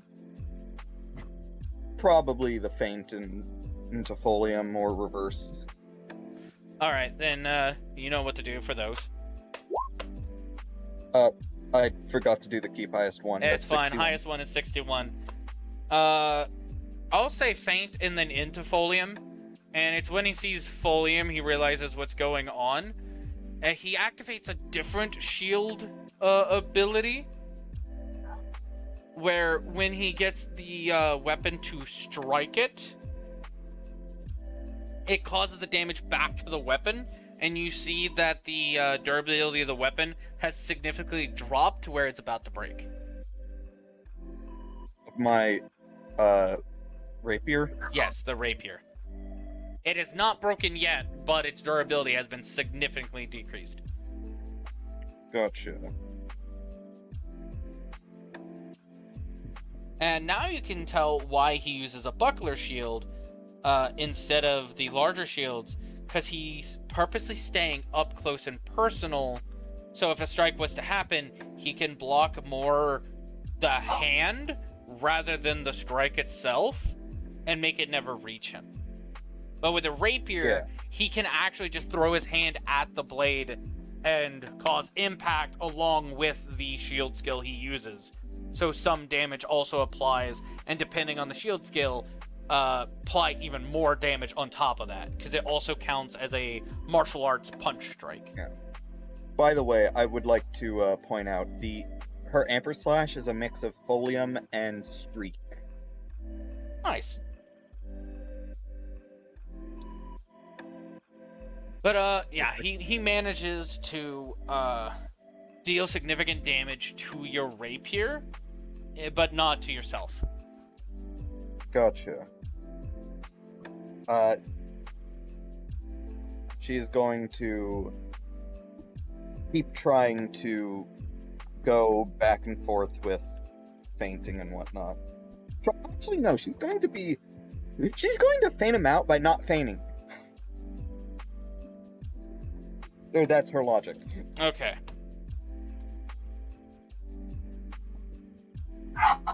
Would that be one hunt? Just one? Yeah, that'd just be one. Doesn't work. I think. You manage to trick him for just a slight second before he, because he goes to strike you anyways, thinking you'll switch the skill. But when he notices you're not switching the skill, he just tilts and dodges as he still goes for another strike against your other knee, causing more damage and you to fumble again.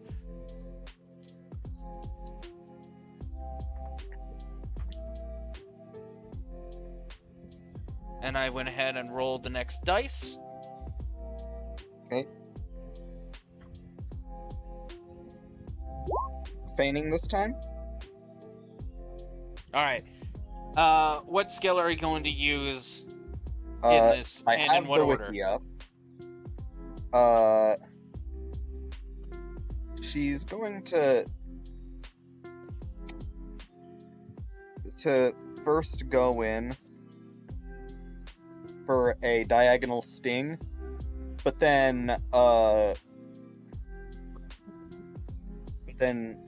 drop down and use oblique to being a low thrust. You said diagonal sting?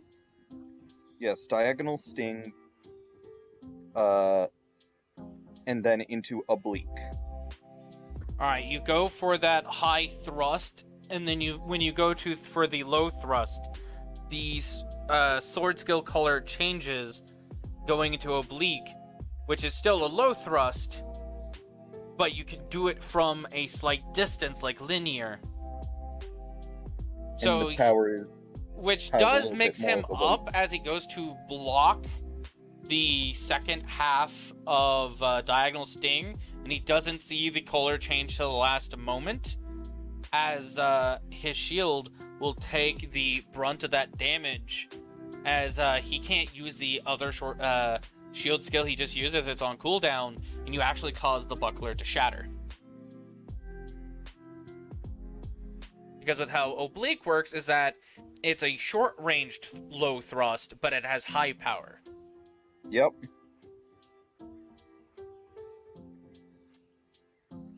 Now By the way, if anybody's curious, Go ahead. By the way, if anybody's curious as to what they're talking about, they're using the moves list from Alicization. Actually, no, I'm actually using the sword skills from the SAO wiki that's in Sword Art Online. Oh shit! Oh, I didn't know that they. Okay, my bad. Yeah, because I thought you were basing it on Alicization. Yeah, because known sword skills in one-handed, there's Deadly Sins, horizontal arc, horizontal square, which is the third level version of it. Howling Octave, Lightning Fall, which summons down lightning, Nova Ascension, Rage Spike, Savage Fulcrum, Serration Wave, Sharp Nail, Slant, Snake Bite, Sonic Leap, Uppercut, Vertical Arc, Vertical Square, and then Vorpal Strike. And I think only one of those are added into Alicization, which is Nova Ascension, but I could be wrong. But, like, just to prove a point, like, these technically are existing in the game. Yeah. And again, I thought you were just basing it off Alicization. Nope. Alicization also is based off of Yeah. SAO. Well, Based it off I know, but I mean, like, I know that you can get a list of the moves in game. That's why I was saying. Yeah. I didn't know that they had some on the wiki. Yeah, they do.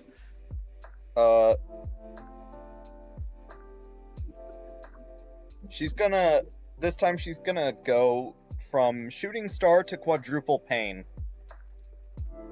Okay. So you go back and you charge up the Rapier skill, which Yuta will also charge up a Mace skill. Go ahead and roll your D100s. Oh, okay.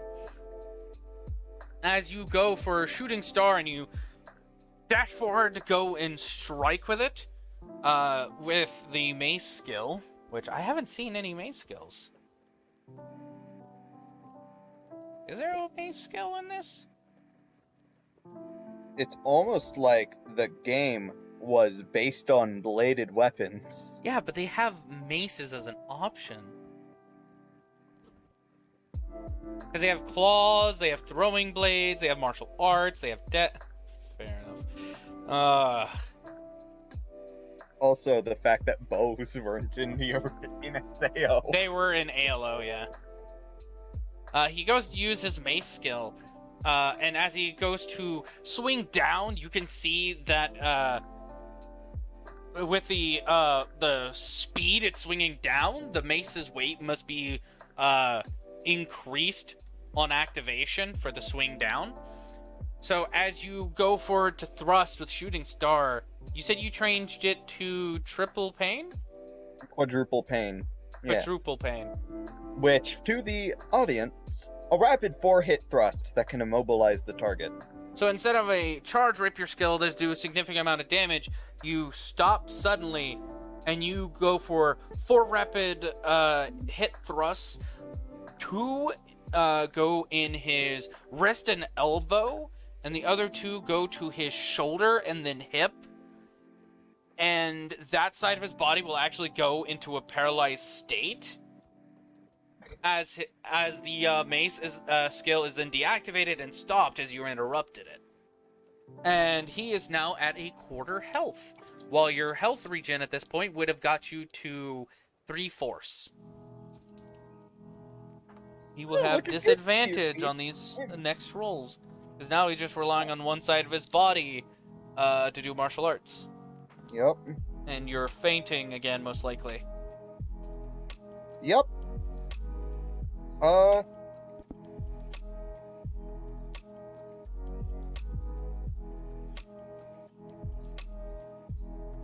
Going for a streak that goes into triangular. Streak into triangular? Okay. Another 94. Alright, when you go to do the streak, he does manage to hit the backslide, or to knock down on the diagonal slash.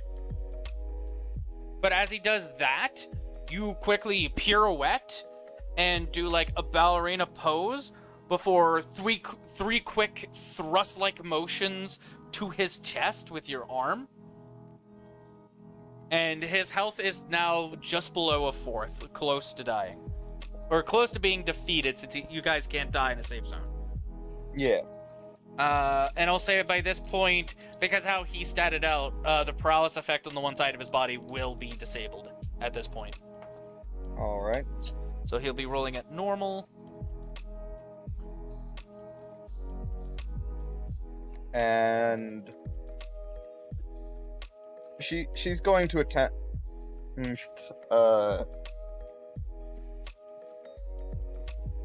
through a couple skills,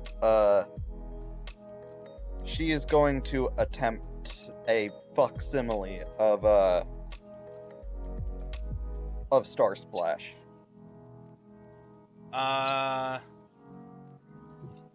Just Star Splash, or is she going to faint? I'm meaning like she's going to be using a couple skills to make it like seem like Star Splash. Okay, so she's not that high. Yeah. Well, instead of that, you more want to just faint and go into Crucifixion? Because Crucifixion is it's a combo 6 skill, and yeah, that works. If not, also there's Neutron, which is slightly. Oh wait, no, that's new Alfheim. Never mind. You haven't joined Alfheim, so Crucifixion would be it.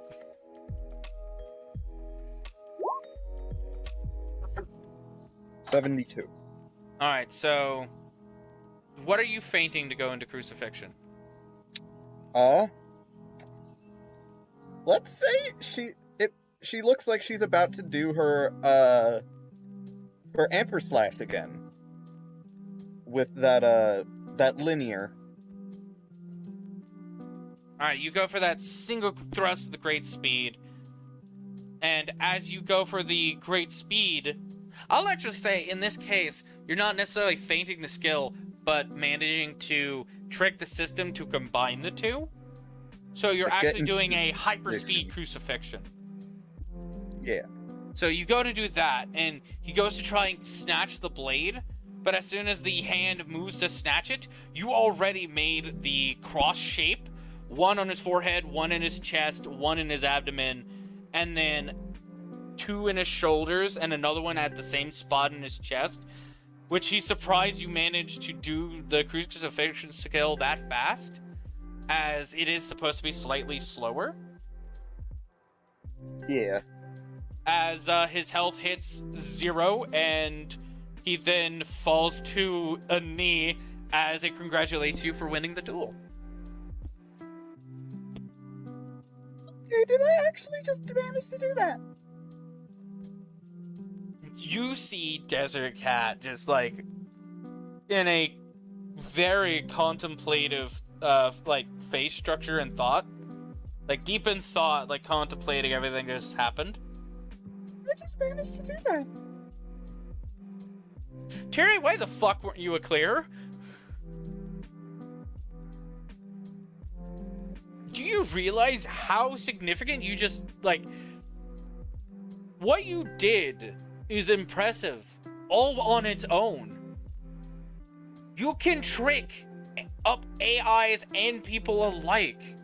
You could have won dueling tournaments doing that shit, even at a lower level. And like he had actually turned off his voice changer, so you can hear the seriousness of his voice. Probably because I didn't really like to fight. Tiri, that is amazing. I didn't even realize the skill was that unique when I first got it back in Death Game. I just... Well, you're not normally supposed to be able to switch out of skills mid-fight. So, because it usually locks you into the animation, but no, you trick it by still following animation, but going into a different skill either with similar animation or by using the dance-like structure of the rapier skills to just continue a flow. Like, if you had to be a combo master, this is like going a step beyond it. You would probably put fucking Asuna to shame, and that's saying something if you actually put more dedication to it. I doubt that. She is like, despite him saying, like, actually praising her, she is like shrinking as like, now she feels bad that she didn't do anything, and she's like scratching the side of her cheek and shit like that. What With the praise. What reinforcement is your weapon at? That's one of the basic rapiers from the earlier floors. Yeah, it's no higher than like... 1 second. Looks at the thing. I would say you would have up to 8 reinforcements, so you can say what she dedicated to it. It's about 6. Alright, well, you just made a reinforced +6 basic rapier. Destroy a reinforced 7 buckler shield.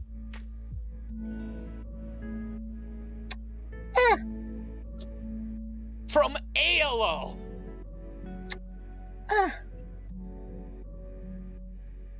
You're a lot stronger than you're letting yourself be, believe to be.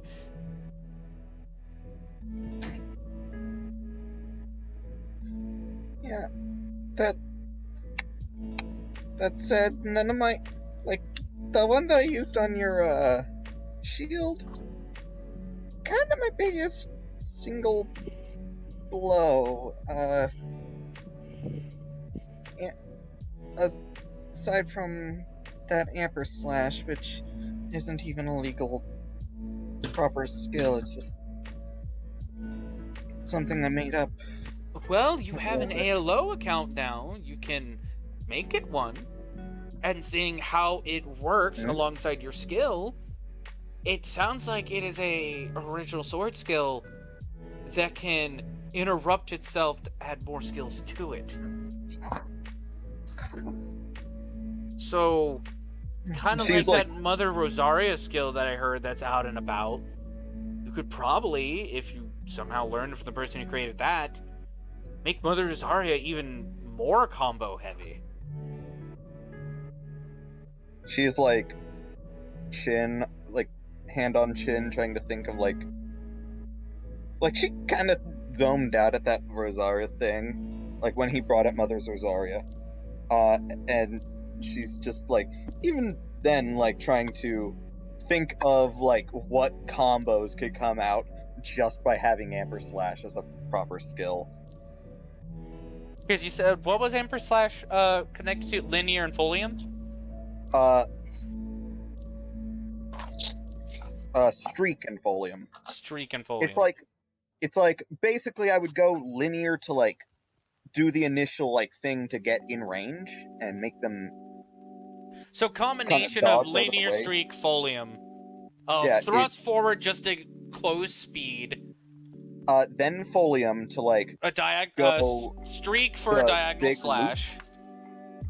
it would actually be like linear first, then Folium to do the big ol' loop, and then at the end of Folium, start streak back upwards. Yeah, okay. So like on the map, it would end up going from that to like that's Because Folium's supposed to look like a cursive eye. yeah, that to Folium. Like the green is the initial, Oh, the Latin lowercase I. Or cursive I. and that's Tiri's follow-up with Streak. Like if you look at the map, that's Yeah. essentially what the motion looks like. Yeah, the...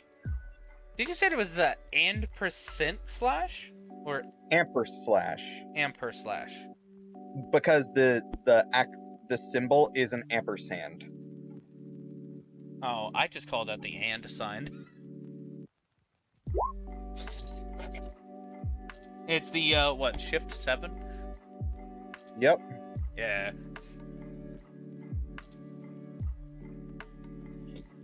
Amper slash, alright.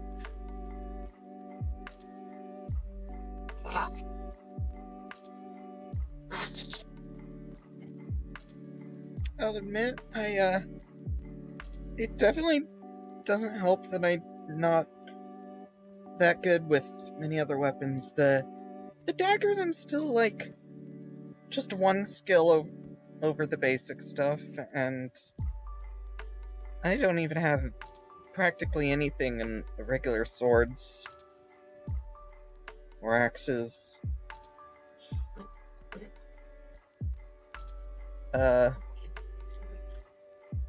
Honestly, I feel like if I could somehow wield like some short swords, I might even be able to trick the game into a way weaker version of Kirito's move. Starburst stream? Yeah. So, you'd first have to work on your reaction time and such. And you would also have to become the Probably. strongest player in the game, or at least reach... I was meaning like the short swords, like the small lighter, the ones. You'd still need to somehow get dual wielding if you want to use 2 of them. Yeah. So you have to work on your reaction time for that. Does ALO even have the dual wielder stuff like proper? Seeing it's part of the seed and new Minecraft new Halo is tied to it, yes. I will actually say in the anime it is not. It is actually expressly said in the Caliber arc that Kirito was unable to do proper dual wielding, like with sword skill stuff, but he was also able to trick the system by using Skill Connect, where like by resting his offhand in like the starting pose of a skill while he's like finishing up one, he can connect up to 4 like strikes. Yeah, but of course, after both became part of the seed proper, the 2 can join, so there was proper dual wielding.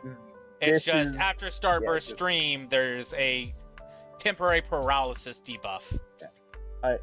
This was the Caliburn arc. Like, this was right before Mother's Rosaria. The seed fusion had already been a thing. This was like they were already introducing sword skills, including the elemental ones. I'll say, like, by this point, since Mother's Rosaria is actually about to end, they already allow dual wielding. All right. And it's achieved the same way of just, like, getting your reaction speed up real high. All right. Just bringing up what little I know, Yeah. because I also just realized, oh, Tiri just basically did skill connect, but without worrying about cooldown. Yeah. Pretty much. Her Flash Recall is basically just a improved version of Skill Connect. Which, to be fair, skill connect wasn't even a skill. It was just A thing. Kirito, like, pulling off BS by, like, I stab you with my right arm, and because my left arm is in the starting pose of what a second skill would be, I get to do that. And then now my right arm is in the starting skill, so I get to blah. Yeah. But in this case, like, yeah, she can just ignore that due to Flash Recall. Yep. Which Flash Recall in this case, I guess would be Flash Connect in SAO/Alfheim. Probably. Because you can do skill connects in a flash or an instant with no cooldown or needing of a wait time in between. I feel like Kirito just came up with the name off the top of his head. Probably. Yeah, most definitely. But that's what yours is going to be called, is Flash Connect. I will say it is way different in hard mode right now. It just lets me swap a spell I have prepared once a rest. I guess that translates in a less strong manner.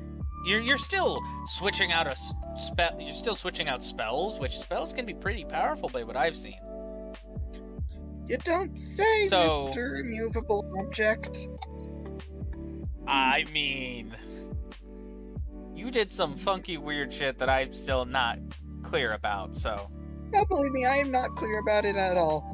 But I need more explanation. But hey, Explanation. explanation. Haha. But still, it's just you can swap powerful spells in an instant. Like, that's pretty strong skill to have, especially with how powerful spells can get. Yeah, probably. Well, anyways, we should Still gonna need to probably put practice switch in. back to hard mode to meet up with Seth. He's probably Yeah, wondering where the hell we are.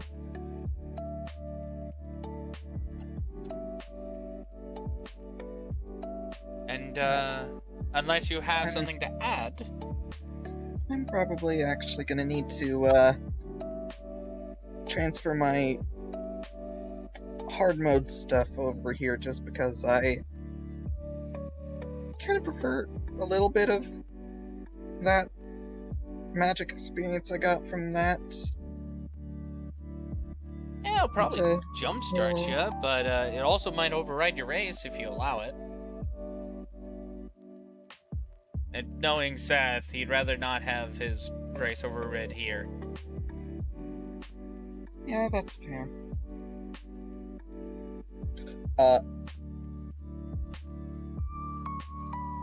You know what? Since Tiri carried over from SAO proper instead of hard mode, she gets choice of race. I just realized. Uh-huh.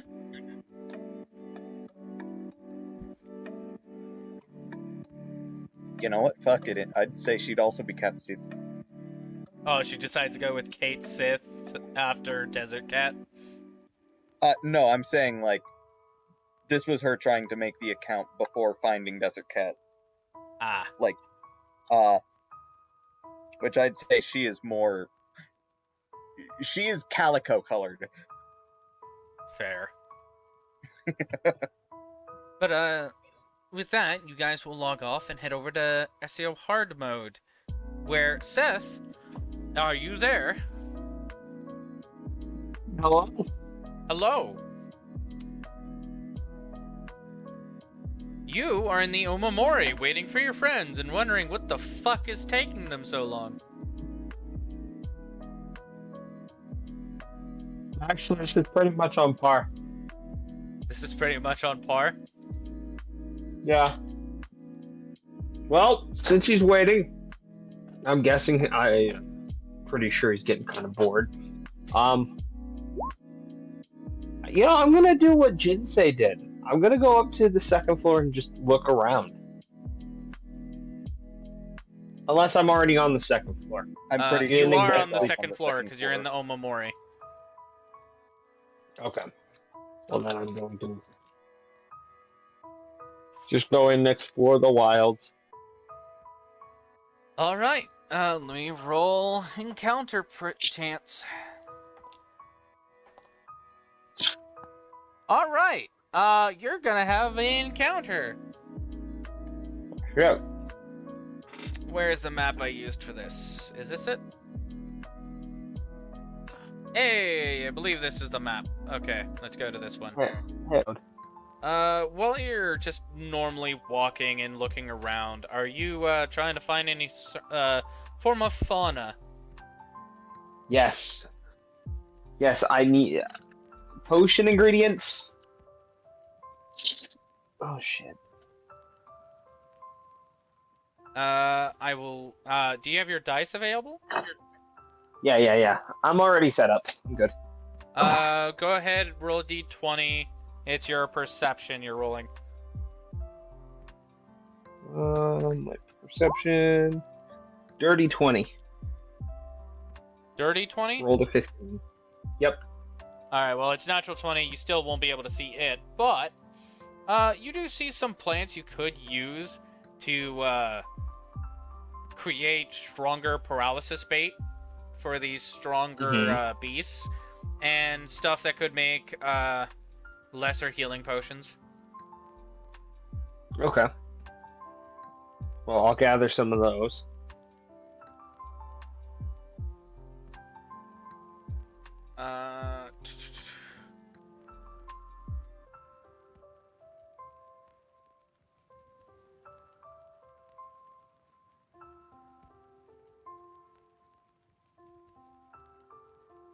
Sure, that works with me, Pokemon. As you head to a small batch of plants on the side of the road that would do that, and you start collecting them, surprise round as you're suddenly leapt upon by a giant hyena. Roll Oh, initiative. Oh, that's not good. 7. A set. Oh, Yeah. That's not good. 7 total. Yeah, I rolled a 4. Oh, yeah, it's going first, so it gets to attack you twice. Let me open Seth's sheet to properly roll initiative.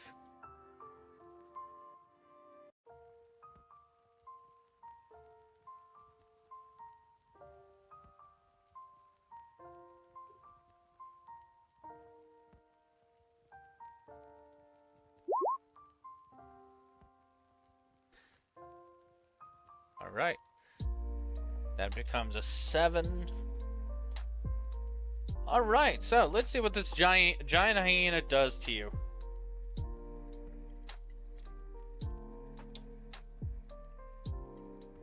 One to one hits. Yes. That's cocked. And a 16. 16 does not. All right, so its first attack during its surprise round, it does a total of, that's cocked, 12 damage to you as it bites into your shoulder. And then it goes to bite into your shoulder again, but you manage to actually react and grab it by its jaws with both hands before shoving it back and drawing your weapon and shield. HP.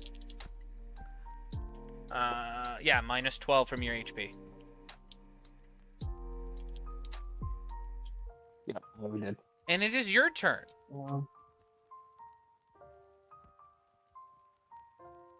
me see.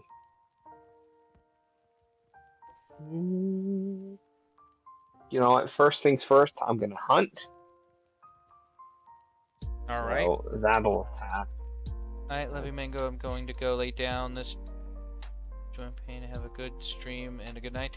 Thank you. You have a good night. Alright, where are you putting your hunt?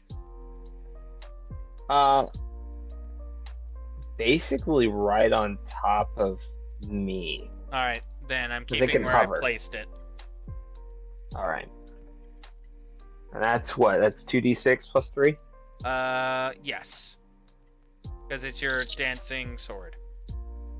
Holy fucking shit, my guy. Okay. 5? To hit? No. I already... No, I didn't roll my hit. Yes, Yeah, I was did. gonna say, you don't just do damage. Oh, 6. Never mind. 6 I to missed hit? that. Yeah, you missed. Yeah, I missed that. It goes to All right, slash, and, and it just, like, hops to the side as the sword misses and scrapes against the ground. Alright, and then just a normal sword slash. Jesus frick, my guy. Plus 6, that's an 11? You miss by an inch as you are about to carve into its front, the shoulder of its front leg, but it manages to duck back enough to where it only cuts off a few hairs, but no wound against it. Damn. Dude, I'm rolling low today. It is now the hyena's turn. 21 again. Yeah. That is cocked. 12 more damage, or 13 damage. Oh, wait. Make it 14, because I realized I did a +2 to the last roll, not a +3. So minus 14 for this attack. This is not going well. Definitely not. Definitely ain't going to do well. It is your turn. Hunt again. Oh yeah, bonus action. So go ahead and attack with your greatsword. That is a 15. That hits. Okay, and that's 2d6. I'm sorry for. I just realized I'm moving around on the. 10. 10 damage. All right. And then a normal sword attack. If I don't launch my dice across the room. Yeah, don't do that, please. Dice You're roll. profession- I can't even finish that. My normal attack is. You get a +6 with your longsword. I know. I rolled 19. So a 25. Indeed. You rolled a natural 19? Yes. Okay, so yeah, that's 25. That hits. So it's a d10 plus Plus, 4. plus the radiant damage. Uh-huh. So that's an 8, 9, 10, 11. And then a d6 radiant. 12, 13, 16. 16 damage? It is Yep. officially below half health. Alright, starting to get a comeback. There you go. Oh, it is 1D. Why do I have that as a D8? I definitely need to change that. 20 to hit. Shield spell? Huh? Shield scroll? Do you still have one left? We were all given 2. I've only ever used the 1. So yeah, I- you get a +5 then. Unless So it Tiri doesn't hit. knows he used 2 or not? Again, I've said it before. Tiri didn't have enough for everyone hold on. and You Straya. only had You're one right, You're right. because Straya has the You're other. right. Yep, you're right. So now you still get hit? Are you gonna Yes, parry I to still get reduce damage? Yes, actually. Fuck, I forgot I had my maneuvers. Alright, so I'm gonna go ahead and roll damage, and then I'll And reduce don't worry, the Tiri will aftermath. be giving more scrolls later.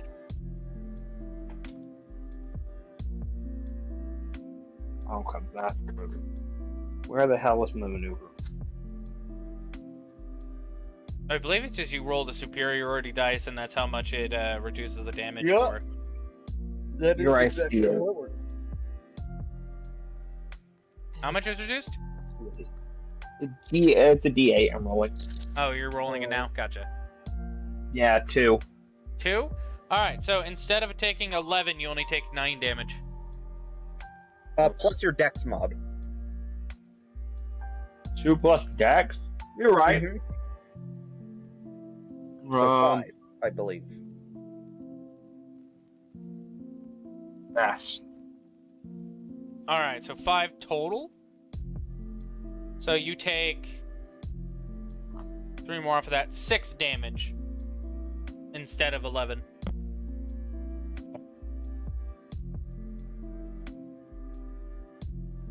Goes back That to is your assuming turn. your dex is a 3, because I'm... Great sword. His dex is a 3. 15. 15 to hit? Yup. Yes, that'll hit. Okay. 1. 7. Plus 3. 10. 10 damage? Yep. It is below a fourth health.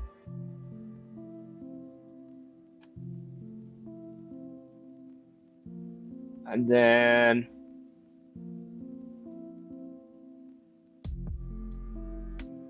I'll just attack it normally. 17 to hit. 17 hits. Yep. It's most likely dead.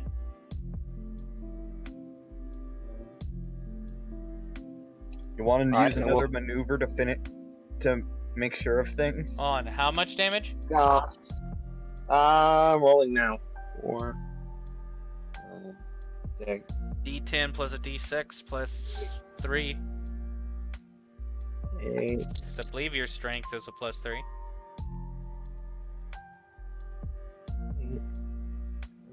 11. 14. 14 total? Yeah. It's dead. You gain 200 experience points. Shit. It's a challenge 1. So, it's a challenge rating of 1, so... Yeah. A Still foolish. giant hyena pelt. Mm-hmm.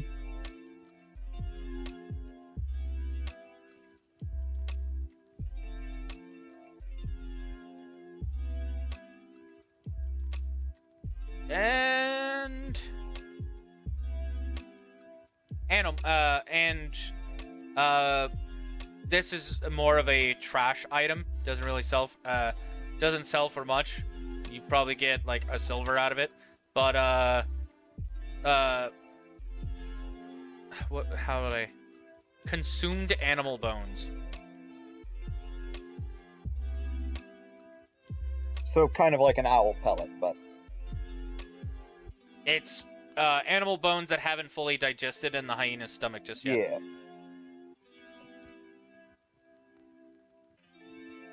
That's why I was kind of referring to owl pellets, because that is kind of, Well, after that, he's going to keep going, because, I mean, if that's the worst he's got to deal with, he's fine. Might Might take a few healing potions though. I think he'll take 2. Or use 2 healing crystals. That's a better thing. All right. You will also get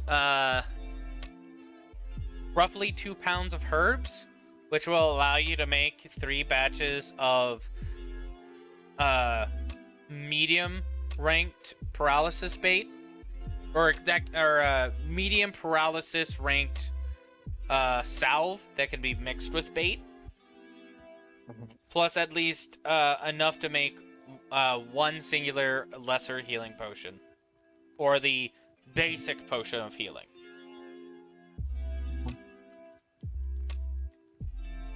Then you are notified that Yuto and Tiri come online. He's gonna message back. Hey guys, I killed a hyena on floor 2. My cousin has informed me that I have that we still have a balloon in a bin from a birthday party we set up 2.5 weeks ago. Nice. And it's still inflated. Nice. And it's basic balloons. Yeah. In fact, even worse, because it has like little confetti bits in it that is weighing it down. Fair. But you and Yuto, who are now in the, I believe the Omamori, I believe that's where everyone logged out last time. Yeah. You're immediately messaged by Seth after you guys get your senses in the Omamori and ready to see who's online. As you open up the friends list to see Seth on, you both immediately get a message from him saying, "Hey guys, I just killed a hyena." He's been busy. If he only killed 1, he must have just recently left to go do it. Probably. Tiri is going to realize something and open up her shop inventory. You open it up. What is the healing crystal thing again? It's same thing. How do I do the healing? It's the same thing as the potion of healing. 2d4 plus 2. Okay. Yep. But yeah. Tiri's gonna open up her shop inventory and look at the progress on the things she had being written up. Being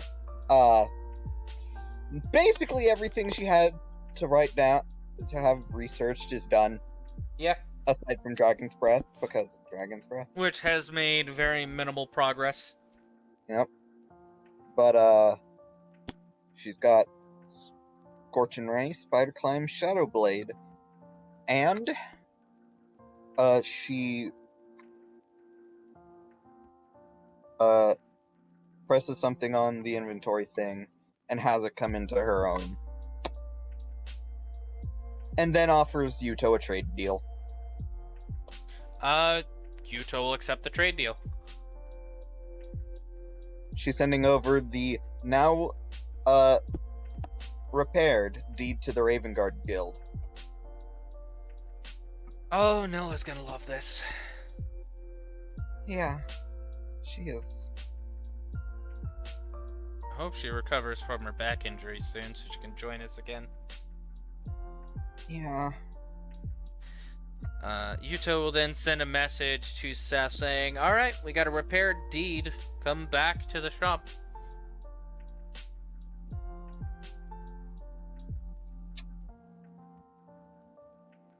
No reply. So that's just gonna come back anyway.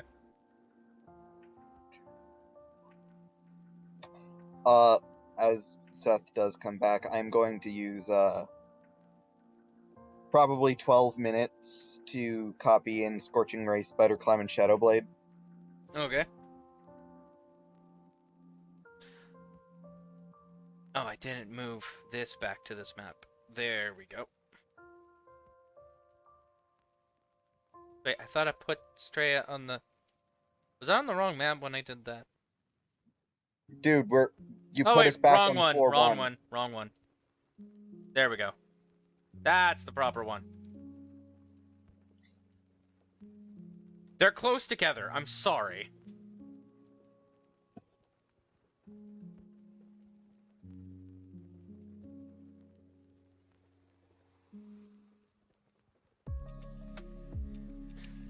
Oh, I just realized I can now change my shit to psychic damage. Nice. Shadow Blade. Nice.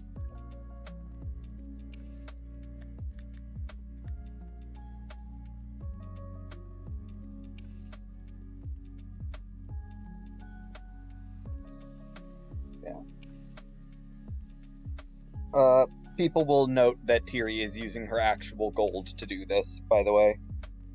Okay. And not using the cheat system from, that... Well, you're on having- floor 2. Yeah. She's intentionally not going back to floor 1 to copy, is what I'm meaning. Yeah. Which I need to double check the price stuff. Copying. 50 per level, so that, since I copied 3, that's 300 gold. Yep. Alright.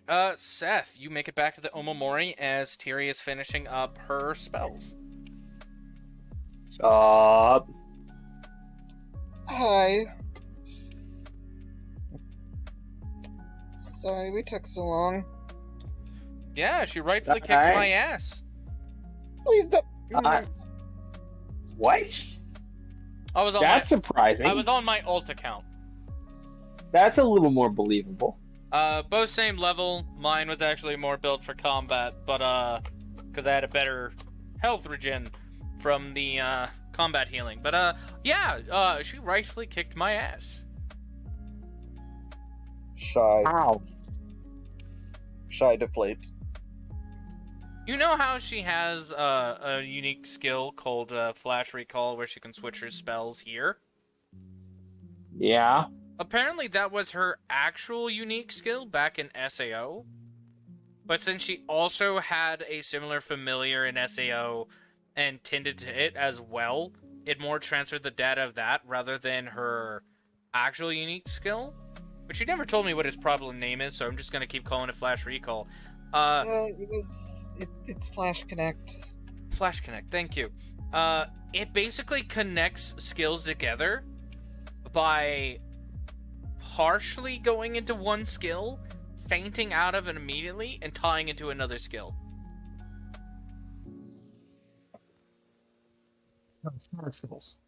Of course, I will say... Those extra steps. I will say one of them, though, the last one she hit me with, it more just outright combined two.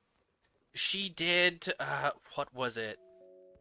It was just the basic fast speed, Linear and crucifixion. yeah, she used linear, which just gave her a boost speed to close the gap, but instead of just doing the singular, thrust, which is her basic skill of the rapier, she instead combined the speed boost of linear to go into crucifixion. And basically made an unblockable 6-hit combo. Interesting. That's how she Looks finished me over to her. off. Who looks over to her? Unblockable, you say? I said essentially unblockable. She already destroyed my buckler shield before she did that. Interesting. And it's still not my preferred finisher skill. It also doesn't translate Wow. fully over here. Instead of transferring sword skills, it transfers to what spells she has prepared. Yeah. Aha. My preferred skill is actually a 3-skill combo that makes an ampersand.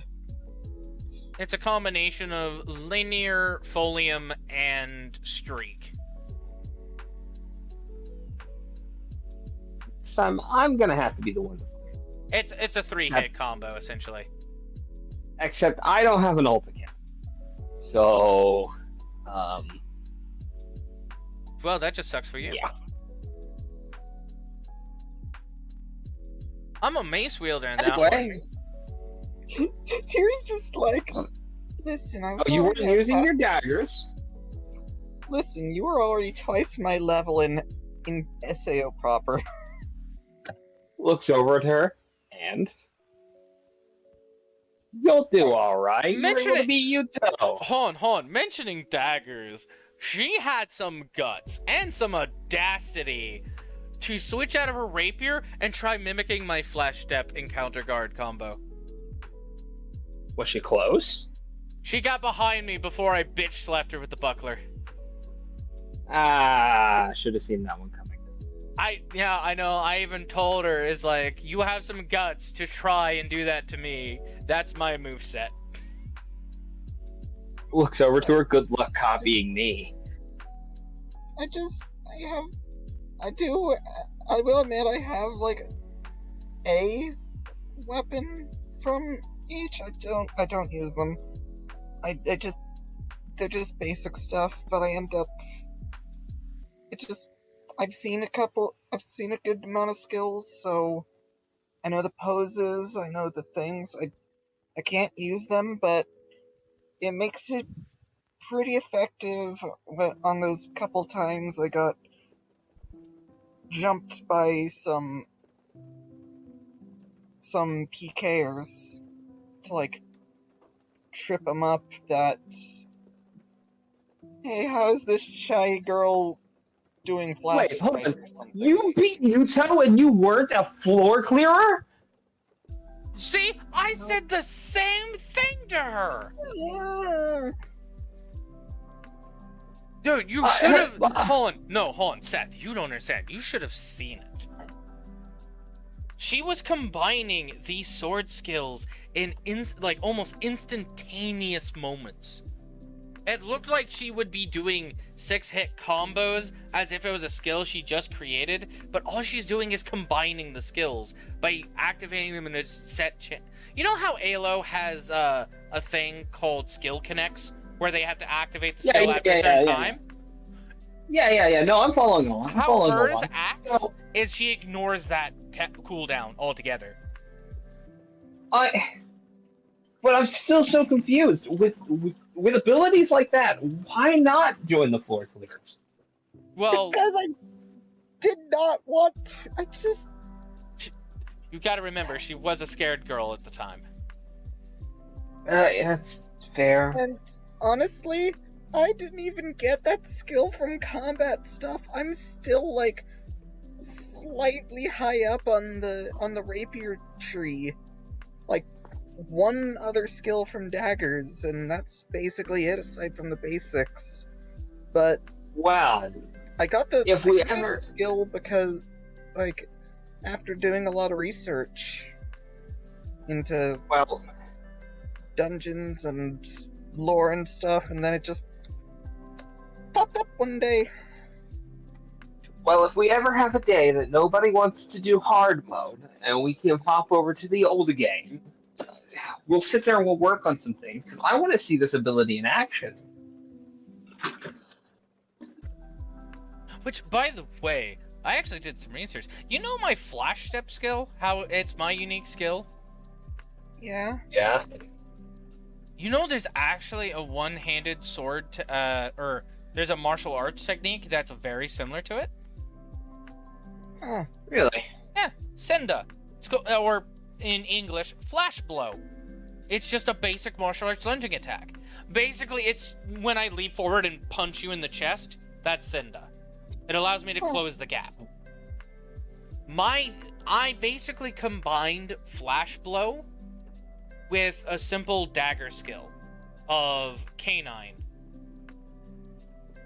Right. But Well, I guess it's more connected to rapid bite, but still, you get the point.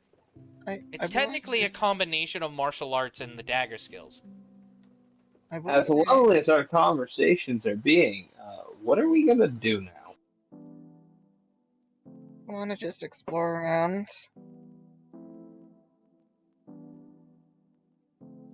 We're working on that waiting for you guys. I didn't get too far though. Saw a hyena, kicked its ass. Fair. Don't look at didn't my go out HP. too far. Oh. Well, seeing we're Wait, we are all level 5, right? Yep. You believe so?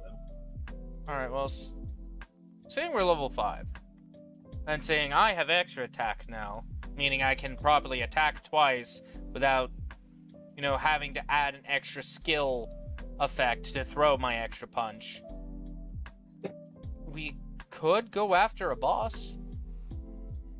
Like, one of the side bosses, the field bosses.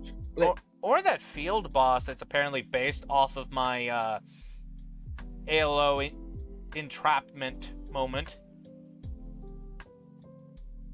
Yeah, let's do that one. Yeah. I don't see, what the matter be if we don't try it. Attempt it, at least. We can run away from it because it's a field boss. If we want to teleport last second, we can do it. Yeah. Sure. I'm sorry, entrapment, what? Don't worry about it. Have you heard of the rumors where people were still stuck in the nerve gear after the death game? Oh. Yeah, the boss fight, the world boss that we had in one of those patch notes where it's between floors 2 through, what was it, 15? I'd have to double check the patch notes. But where it's a multiple world boss that could randomly appear. Yeah, that was me. I believe they called me the Devil of the Forest. Or something along those lines. Because I would have relentlessly killed lower level players if I was in the forest at the time. Under her breath, kind of surprised wasn't Devil of the Desert. Now that is my gun gale name. Well, actually, no, mine's the Desert Bandit. Close enough, though. I could hear you even without being a Kate Sith. It's remarkable. She just deflates, I want you to know I'm giggling after every action I do with Tiri. I know. But, you all then hear, Master Yuto. And, you all turn to see the girl NPC, holding his dagger, polishing again. I've noticed you've gotten quite stronger. I guess it's time I can give you this, back, finally. As she holds it out to him, which confuses him. And he remembers, oh, that's right, I had to be level 5 before I could... And he, touches the dagger, and a quest menu pops up, and he accepts it as he gets the dagger. Do we get to see the quest menu? You can't read it. It's blurred to you. But, Tiri, you know how in your book that it did have the dagger in it? Mm-hmm. Since he now can accept it and stuff, do you want to check your book to see if the information updated? Absolutely, yeah. Yeah, you go into your book. Yeah, the dagger is called the Fatal Finger. Yep. Yeah, outright called the Fatal Finger. And, it now has changed its basics text. Now actually giving you item description, since you did do an identify along with this book. You see that it's in dormant state. That it has a thing called dormant state, which is just treated as a +1 dagger. And that... Kind of like the sword. Yeah. And that anything with blood in it will, air quote, blood, basically a living creature, will take an additional d6 of damage per size category. Oh. The bigger it is, the more damage it takes. So what I'm hearing is that... So, per size category, I'm assuming that means 1d6 tiny, 2d6 small, 3d6 medium? Tiny, small, medium, 1d6. Okay. Large, then... 2d6, huge, 3d6, and then I believe Gargantuan is next? Yes. 4d6.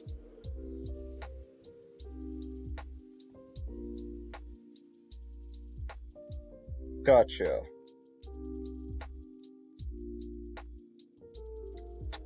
I might change that in the future. So Patent no note. one, yeah, this is patented. No one take this as I'm keeping it that way. That is just the basic idea I had. It's definitely prone to change. Yeah. But I will say I'm probably just going to go with just a +1 dagger for now till I get a better balancing. Once you do get that better balancing, we can probably go and deal with John Henry. We could. Because I'm assuming he's a giant. No, he's not a giant. He's just a... I believe, like, when it was first asked, it's just he's just a crazy... he's a man that has a form of insanity. Yeah. I just know that the songs about him called him a mountain of a man. Yeah, he's a mountain of a man. But, it'd definitely be an interesting, fight against, the giant in a man's body. Yep. How much damage will it do to Seth? Who's- Let's find out. Who's stronger? The, mountain of a man or the giant of... Or, the giant of a man?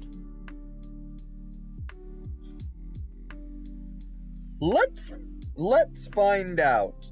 A 1, a 2, a 3. Except that was the sound of Seth's spine breaking against the cave wall. His name was John Henry, correct? Yes.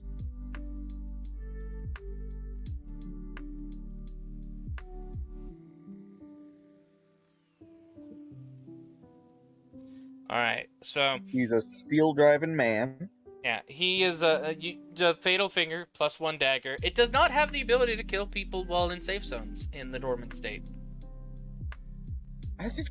Oh, thank goodness. But it does say something about allows communication with those that live with death, or live among the dead. Hey. And basically with that, it also gives them the ability to cast Speak with Dead once per 24 hours. Or Shit, once per Seth. dawn, so it's not exact timing. So are we gonna have to go back and fight Ilfang again? Wait, hold on. Does Seth know this, or... Tiri does. Tiri's just like, I think we're gonna have to fight Ilfang again here later. Why? Don't tell him. Please, don't tell him. Don't tell me what? Do I have something in my teeth? Message cantrip. I mean, it's a quest both of us want to deal with. Well, not quest, but you know what I mean. Just hold it off Seth. for now. Okay. Seth just looking back and forth. Come on, guys. Is there something in my teeth? You'd let me know, right? Flux just like holds up its wing to let you use it as a mirror to check your teeth. Thanks, Flux. Much appreciated, bro. It's just Which checking time his teeth. noises. No, It looks like he's over the thing from yesterday. no, okay, what the fuck? Don't tell me what! It's not in my teeth. You got it. Don't worry. I never tell me anything. Let's just go fight the devil of the desert. I mean, forest. Yeah, let's go. Or we can try fighting one of the other, reference bosses. We could. I don't know, man. I'm down for pretty much whatever. I'll even fight another hyena if you want me to. The the bosses are the John Henry one. We're definitely not going to the deadly one. Because, I think we would have to be, like, way higher level to deal with that.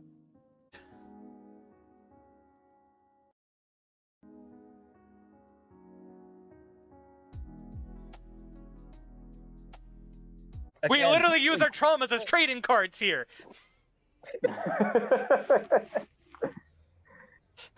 And if someone says that's fucked up in the chat, look into how SAO ended up. 2,000 people suicided. Yeah, we can't forget. That broke me. And a good one? Hope? Yeah. Okay. I'm just imagining. Okay, so I'm just imagining like a go fish kind of thing. Got any PTSD? Go Oh fish. God, please no. Got any gunshot wounds? I'll draw. I'll draw. Oh, draw. Oh, jeez. God, I could.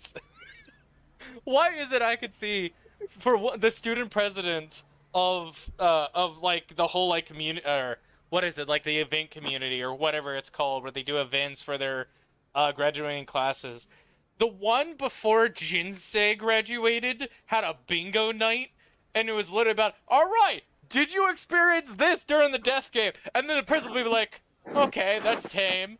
Goes on. Witness someone being raped. Hold on! Let's. Oh God. This is just never have I ever shared PTSD version. Please no. Oh, SAO is absolutely the best escape from the pandemic into another thing that killed thousands. Yeah, except you could potentially survive it. When did the death game start again? Was it 2022? 2022. Literally the ass end of the pandemic! Oh, It's my Survivor Guild trading card! Pokemon, what the fuck? oh. I know I made the joke earlier, but holy fuck! Why? Yuto Why jumps you out of the doing? bushes and tops it with, here's my first killing card! Gives you PTSD for killing a child on accident! Tiri, here's my abandonment issues. What the? It allows me to counter every other trauma and allows me to survive another round of combat with taking no damage. Nani? But it does absolutely nothing for me. It does jack shit. It does jack shit but protect me. Well then, I'll use this card. I'll use Seth's Trauma of Giantism. Seth in the background. That's my card, you motherfucker! A card given to me by Oh, my fuck. friend. I didn't give that to you, piece of Okay, to get back. God, there's bloopers. To get back on topic though. Yep. You're welcome.